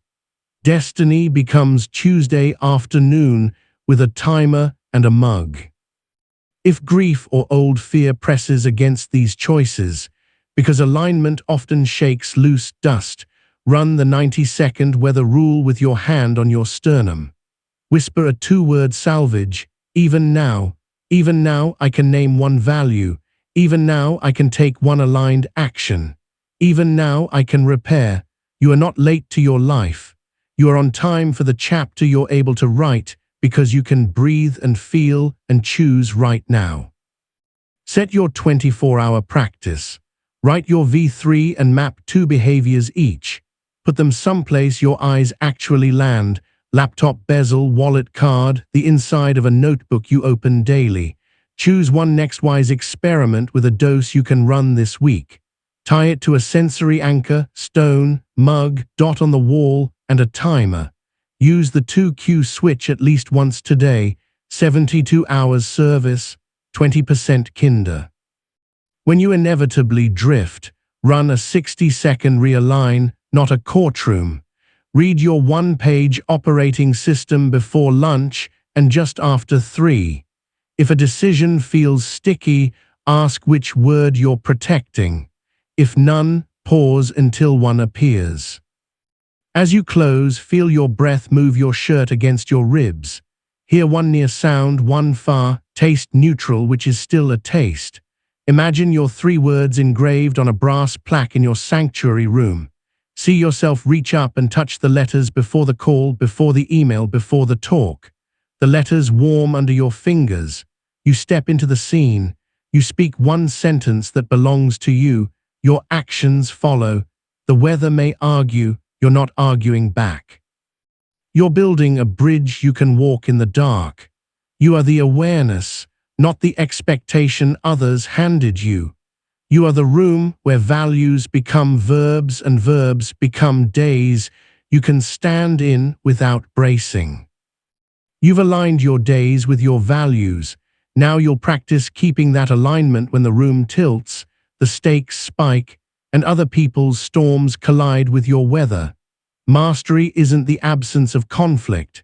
It's the capacity to metabolize it without losing the plot. Today you'll turn pressure into a lab with 2 frameworks. The first is the Assumption Audit, 4 swift questions that dismantle invisible explosives in your thinking before they detonate your tone. The second is C2C, Conflict to Collaboration, a live protocol that carries you from clash to co-creation without betraying boundaries. Together, they convert hard moments from amygdala sport into prefrontal craft. You won't win every exchange. You'll stop losing yourself inside them. First, bring your body online. Inhale for 4, hold for 4, exhale for 6. Let your eyes land on a single still point, the notch in a hinge, the dot in a logo, until the edges of your vision soften. Feel the chair take your weight. Notice the air cooler at your nostrils, warmer at the back of your throat. Hear one near sound, then a far one, as if your attention were a radio dial widening the room. This is you placing your feet on the floor of the moment. You are the awareness, not the emotion. From here, we build. The assumption audit lives in your pocket because hijacks love guesses dressed as facts. Before you reply, you run 4 questions in one breath. What am I assuming about them? What am I assuming about me? What data do I actually have? What tiny test would reduce uncertainty? These questions pry apart story from signal in under 60 seconds. You can whisper them or write initials on a sticky, TMDT them, me, data, test. You'll be shocked how often your heat comes from a silent premise. They're disrespecting me. I always mess this up. The audit is not therapy, it's triage that cuts the fuel line. Watch it work in a real room. Layla, a senior analyst, walked into a cross-functional meeting where a product lead opened with, "Analytics keeps slowing us down." Her chest flashed heat. The sentence in her head wrote itself. "They think you're dead weight."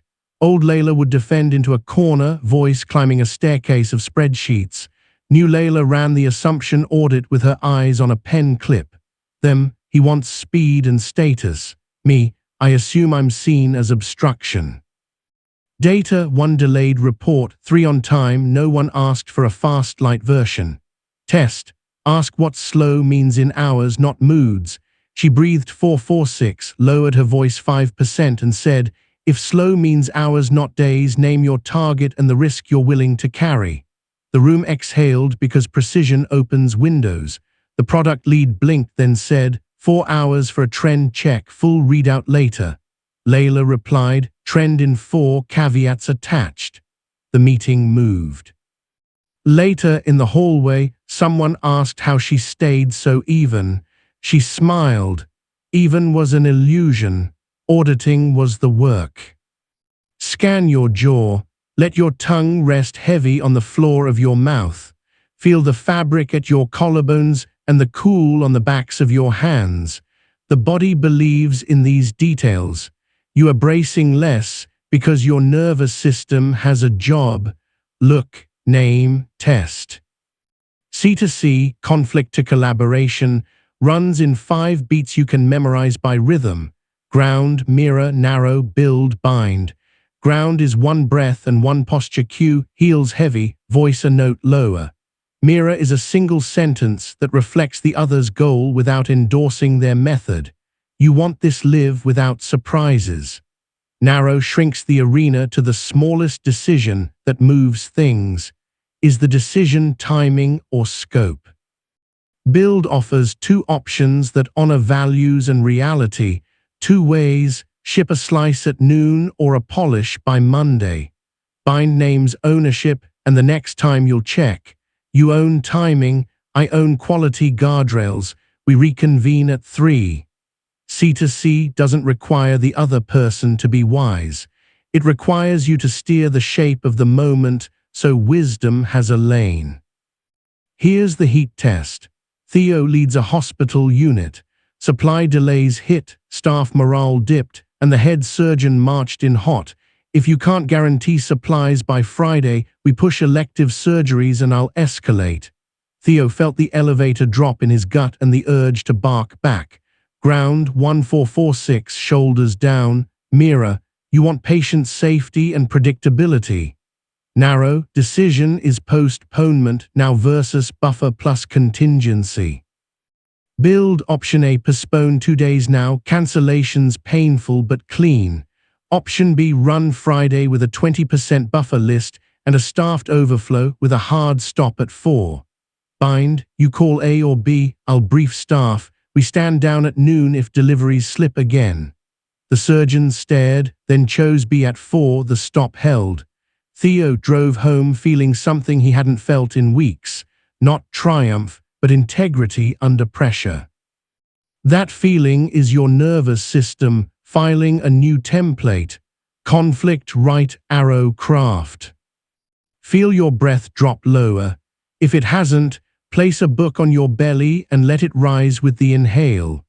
Hear a far sound, traffic, wind, a faint machine, and let it tell your midbrain the world is bigger than this sentence. You are the awareness, not the storm pressing its nose to the glass. Add a micro drill that strengthens both tools, the 7-word pivot. When you catch catastrophe or blame in your mouth, you pivot with 7 words. What would make this easier to test? The sentence shifts your brain from courtroom to lab. It invites the other person into process. It tells your amygdala, we have levers, not just feelings. There's a home version because families are where audits matter most. Myra and Tom had the same fight about weekends. One loved plans, one loved ease. Saturday morning, a familiar sentence rose, "You never think about me," and with it the chest heat ache of old hurt. Myra ran the assumption audit with her palm on the counter's cool stone. He assumes structure equals obligation. Me, I assume plans mean love. Data, last Saturday worked when we chose 1 anchor and 1 float. Test, propose anchor plus float with times. She C2C'd it lightly. Ground, 1 breath. Mirror, you want to feel unhurried. Narrow, decision is anchor or none. Build, anchor brunch at 11, float hammock after, or no anchor until 3 then park. Bind, let's lock by 10, I'll text the invite. Tom smiled into his coffee. The day still had weather, it also had hinges. Notice your shoulders. Are they trying to wear your ears as hats? Let them fall. Rub thumb over fingertip ridges and feel skin meet skin. Let your exhale be long enough to hear its end. This is you installing calm as a precondition, not a prize. We'll add recovery half-life, a measure that turns setbacks into science so your critic can't run the scoreboard unfairly. Half-life is the time it takes your nervous system to return from yellow or red to usable green after a hit. You don't need to watch at first, you need attention. After a conflict or mistake, note when you notice the surge, what you did, and when breath was low again. Your aim isn't 0 spikes, it's shorter half-lives. The body learns from trajectories. Celebrate a drop from 90 minutes to 45, like you'd celebrate a mile time improving. The basal ganglia encode the praise. A workplace vignette to see all 3 play together. Arjun manages a remote team across time zones. A key feature slipped. Chat lit. A senior engineer wrote, "If product didn't change specs every day, we'd be done." Old Arjun would fix and fume. New Arjun ran the audit. Them feels whiplash. Me assume I'm failing as a manager. Data, 2 mid-sprint changes, 1 caused by compliance. Test, ask for 1 example and desired cadence. He answered with C2C cadence. Ground, breath, voice lower. Mirror, you want stable specs. Narrow, decision is change protocol, yes. Build, option A, freeze changes inside a sprint. Option B, allow only compliance changes with a 24H notice. Bind, you and PM own the doc. We test for 1 sprint, retro Friday. His recovery half-life dropped from 2 hours of simmer to 20 minutes of planning. He went for a reset walk and returned with a body his team could co-regulate with. Feel the weight of your hands, taste neutral in your mouth. Hear the hum behind the room. You're teaching your viscera that leadership is embodiment plus language, not adrenaline plus luck. Sometimes the other person escalates past reason.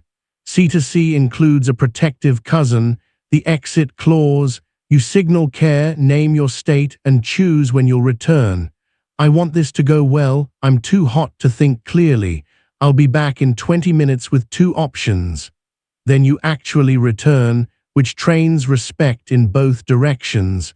This is not walking away in a huff. It's walking out to steer.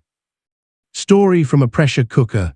Kai, a chef owner, watched a supplier botch a delivery on a holiday weekend. A manager blamed her ordering in front of staff. Read, she felt the static in her limbs, a hum like electricity misbehaving. Exit clause. I care about this team and this service. I'm too hot to be wise. I'll be back in 10 with a plan. She stood at the back door, eyes on a far brick line, ran 2-4-4-6 breaths and a temperature tilt with a cold can on her neck. She scribbled 2 options, walked back C2C'd the room. Ground, mirror, you want service without scramble. Narrow, decision is menu trim or delayed seating. Build, trim 2 dishes and comp 2 first courses or start 10 minutes late with a prep to muse. Bind, I own the call, you own the floor, choose. The manager chose trim. Later, Kai ran the integrity loop with him privately. Notice, name, repair, recommit. He apologized. She recommitted to ordering buffers. The holiday service sang because someone led the storm through a corridor. Scan your calves.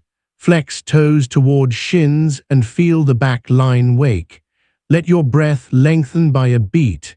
If your chest still guards itself, place a warm mug against your sternum and let heat transfer. The animal calms before the human understands. Add one more micro tool, the status check. Status threat is hijack rocket fuel. Before or during conflict, ask yourself, what status am I protecting? Competence, belonging, autonomy? Name it silently. Then feed it with a small move that doesn't set the room on fire. Competence, state a fact you're sure of. Belonging, name a we goal. Autonomy, claim one choice you own. This tiny nourishment keeps the amygdala from grabbing the wheel. A relationship scene that needed status check. Farah and Devin co-founded a studio and cohabited an apartment. Money talks spiraled because each felt their worth indexed to income. On a Friday review, Devin said, "We can't keep comping the first consult," and Farah heard, "You don't bring in enough." Read, she breathed, status check, protecting competence, and said, "Fact, last 3 comps converted. We goal, stable pipeline. Choice I own, I'll cap comps at 2 per month and measure conversion." The room thawed. They added a transparent promise line to proposals. They argued less because each learned to feed the right status gently instead of ripping it from the other's hands. Sensory check. Unhook your jaw. Let your shoulders roll back and down. Hear a near sound, then a far one. You are building a spine that flexes under force without snapping. You'll need a repair ritual when C2C fails, because sometimes it will. Use the 220 repair, within 2 hours if possible, within 20 hours at worst. The script is 1 breath long. Impact I see, part I own, next I'll do. You're not excusing, you're rejoining the field. Pair it with recovery half-life tracking so you can watch your repair time shrink month over month. Your nervous system trusts what you measure kindly. The science bridge to settle your skeptic. Assumption clearing reduces prediction error, which dampens limbic output. Mirroring and narrowing reduce social uncertainty, a primary driver of amygdala activation. Offering bounded options recruits decision circuitry and gives the striatum a rewardable choice. Binding timelines and owners increases perceived control, the oldest signal of safety in social mammals. Recovery time tracked and praised trains the habit loops you want. None of this requires perfect opponents. It requires practice stable enough to survive imperfect ones. Return to the room. Feel the texture under your fingertips, wood grain, glass edge, fabric weave. Smell the faintest smell, paper, soap, nothing. Let the exhale run long enough that your belly softens a notch. You are the awareness, not the accusation across the table, not your own heat. You are the room choosing its furniture under stress. Set your 24-hour drill. Run 1 assumption audit before a reply you usually fire off. Speak 1 C2C sequence in a low-stakes conflict. Ground, mirror, narrow, build, bind, out loud, even if it's to a barista about a mistaken order. Track 1 recovery half-life and write the number someplace your eyes land. Praise the drop. Use a 7-word pivot at least once. What would make this easier to test? If heat spikes past your current capacity, use the exit clause and actually return. Tonight, give yourself a 220 repair if a scene snagged your pride. Tomorrow, your body will come to the field with more trust. To close, rehearse a future conflict with your hand on your chest. See the other person's face. Feel the heat begin, ground on a breath. Mirror their aim, narrow the decision. Build 2 ways, bind the next step. If it shreds, repair inside 20. If your critic snarls, run the assumption audit on yourself and feed the status you're protecting with 1 clean sentence. Picture the room expanding by 4 inches. Listen for a distant sound, wind, traffic, the steady hush the world makes when you're not trying to dominate it. You are the awareness, not the emotion. You are the person who can stand in weather and choose craft. The hijack will still knock. You will still open the door with a toolkit and a spine, not a sword. You've practiced in rooms that tilted and days that surged. Now you'll weave everything into a way of being you don't have to remember under pressure. A system is kinder than memory. Today you'll install your unhijackable operating system, a living loop that keeps your tools near, your values visible, and your identity stable when weather moves fast. The 2 pillars are compass and keystone, and the 12-minute reset. Compass and keystone means you carry 1 sentence that points you home and 1 single habit, whose completion tends to keep all the others alive. The 12-minute reset is your full-stack reboot, breath, body, story, plan, run once a day and anytime the day breaks. With these, you stop white-knuckling technique and start walking like someone who knows where the floor is even in the dark. Before we lay it down, tune your instrument so it learns the feeling of being led. Inhale for 4, hold for 4, exhale for 6. Let your shoulders fall 1/2 centimeter and notice the air cooler at your nostrils, warmer at the back of your throat. Rest your eyes on 1 still point, a screw head or a fleck in the paint, until your peripheral vision softens. Feel the chair carry your weight without asking you to earn it. Hear the quietest sound in the room, then a far one beyond the room. That distance widens your inner room. You are the awareness, not the emotion. From awareness, we build.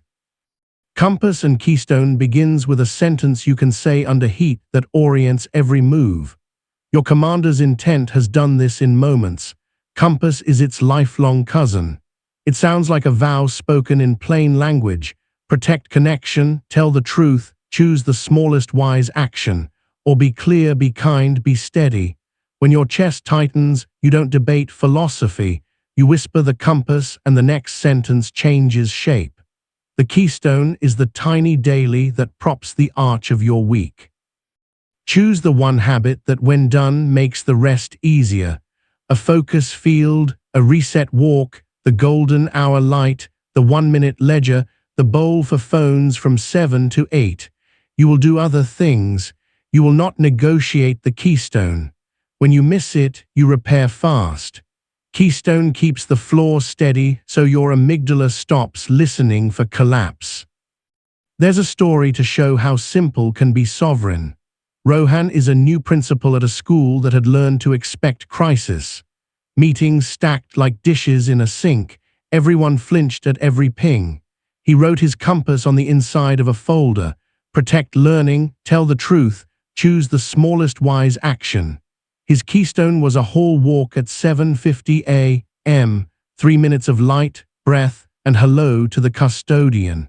That walk steadied him more than inbox heroics ever did. The first week, a parent confronted him at the gate with a hot story.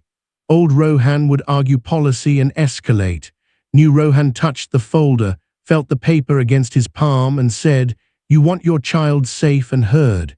Here's the smallest wise action. Meet me in the office at 9. I'll have the teacher and counselor there." The conversation at 9 was still charged. It landed on rails instead of on adrenaline. Months later, teachers reported that the halls felt wider. The only difference was a compass sentence said often and a 3-minute keystone done always. Biology adores predictability. Predictability is what you build when you choose one vow and one hinge. Place a hand on your sternum for a breath and feel bone under warmth, a little pressure that reminds your animal there's a frame here. Let your jaw unhook, tongue resting heavy. The identity turn peaks here. You are not a person juggling tricks. You are a steward running a system you designed for days with weather. The 12-minute reset is your daily long exhale and your emergency repair kit in one. It runs in 4 3-minute arcs you can feel on a clock. Arc 1 is physiology. Run 2 rounds of 4-4-6, a temperature tilt, cool wrists or warm mug, and 5% slower in your voice as you say your compass once out loud. Arc 2 is perspective. Sit in the observer seat and write a story spine reset about the most charged thing on your horizon: context, conflict, choice, consequence, continuation, no more than 5 lines. Arc 3 is plan. Write 1 focus-field sentence for a 25-minute block and 1 boundary sentence you expect to speak today using the warm wall or yes-no, yes bridge. Arc 4 is promise. Log your Keystone completion plan and write a 1-line future contract for the most likely slip. If I react, I repair in 15 minutes. 12 minutes, no drama, same time most days if you can, any time you need if the day splits. The reset isn't a ritual to appease anxiety gods. It's scaffolding that keeps your prefrontal cortex near the controls so the amygdala can be the smoke detector again, not the architect. Watch it live in a house that used to run on sparks. Amara and Lewis had built a love with speed. They also built fatigue. The kids learned to read tone like weather radar. Amara installed the reset during lunch breaks, phone face down on a folded cloth to soften the glossy lure. Physiology, breath, cool water on wrists, voice lower as she spoke, protect connection, tell the truth, choose the smallest wise action. Perspective, story spine about the afternoon's likely friction, pick up delay. Plan, focus, field to send 1 clean message and boundary sentence for the pickup talk. Promise, Keystone was the evening bowl for phones. At 4 the delay hit. She texted the boundary she rehearsed. Yes, we can swap pickup. No, I can't do it tomorrow. Yes, I'll share the calendar so we can see the week. The tone stayed a tone. The kids colored at the kitchen table. The air didn't crack. The 12-minute reset became less about fixing fires and more about preventing sparks. Notice your breath now. Does it still live high in the throat? Drop a palm to your belly and let it rise on the inhale, fall on the exhale.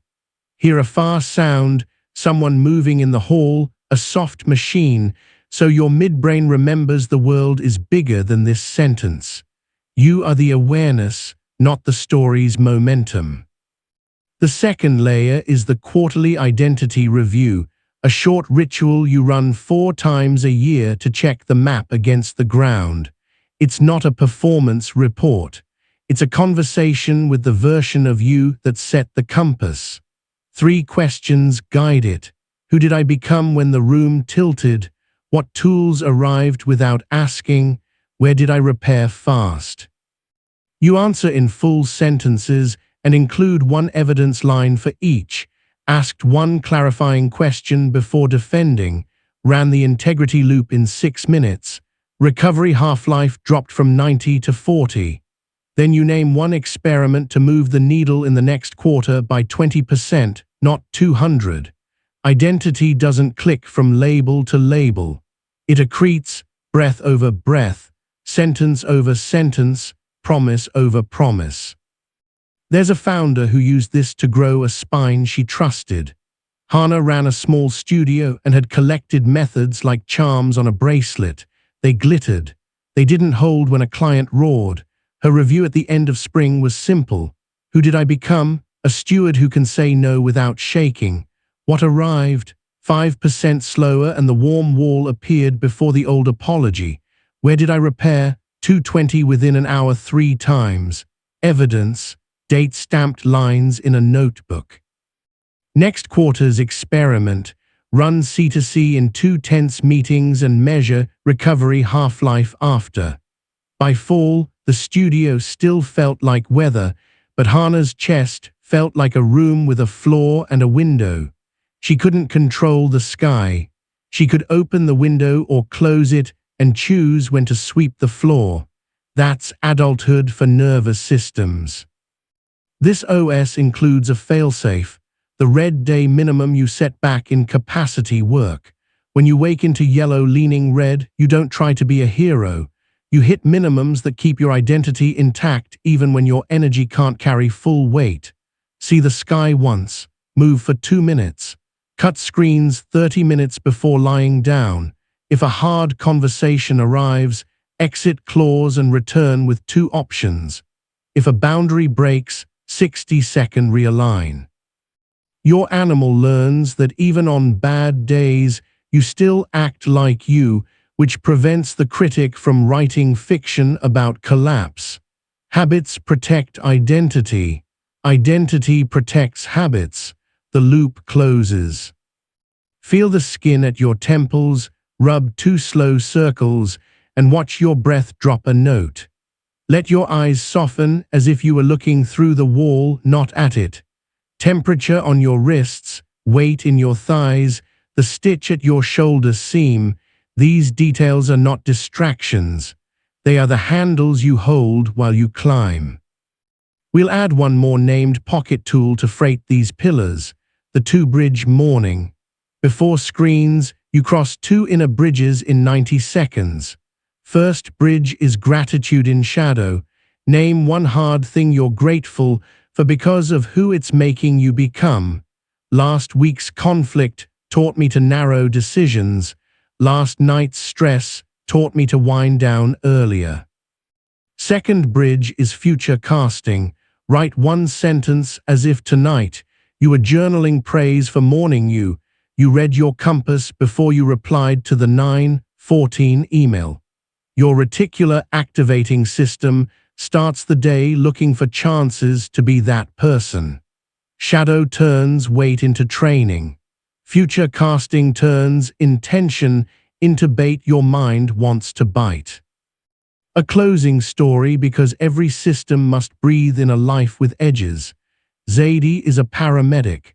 Sirens are her soundtrack. Cortisol is her colleague. She wanted to stop bringing the hum home. Her compass, preserve life, preserve dignity, preserve my own humanity. Her keystone, a 12-minute reset in the ambulance bay at the start of shift, and a reset walk under the same strip of sky before she drove home. She taped her compass where gloves live. She ran C2C with a furious family, voice lower, mirror their aim, narrow to actions, bind times.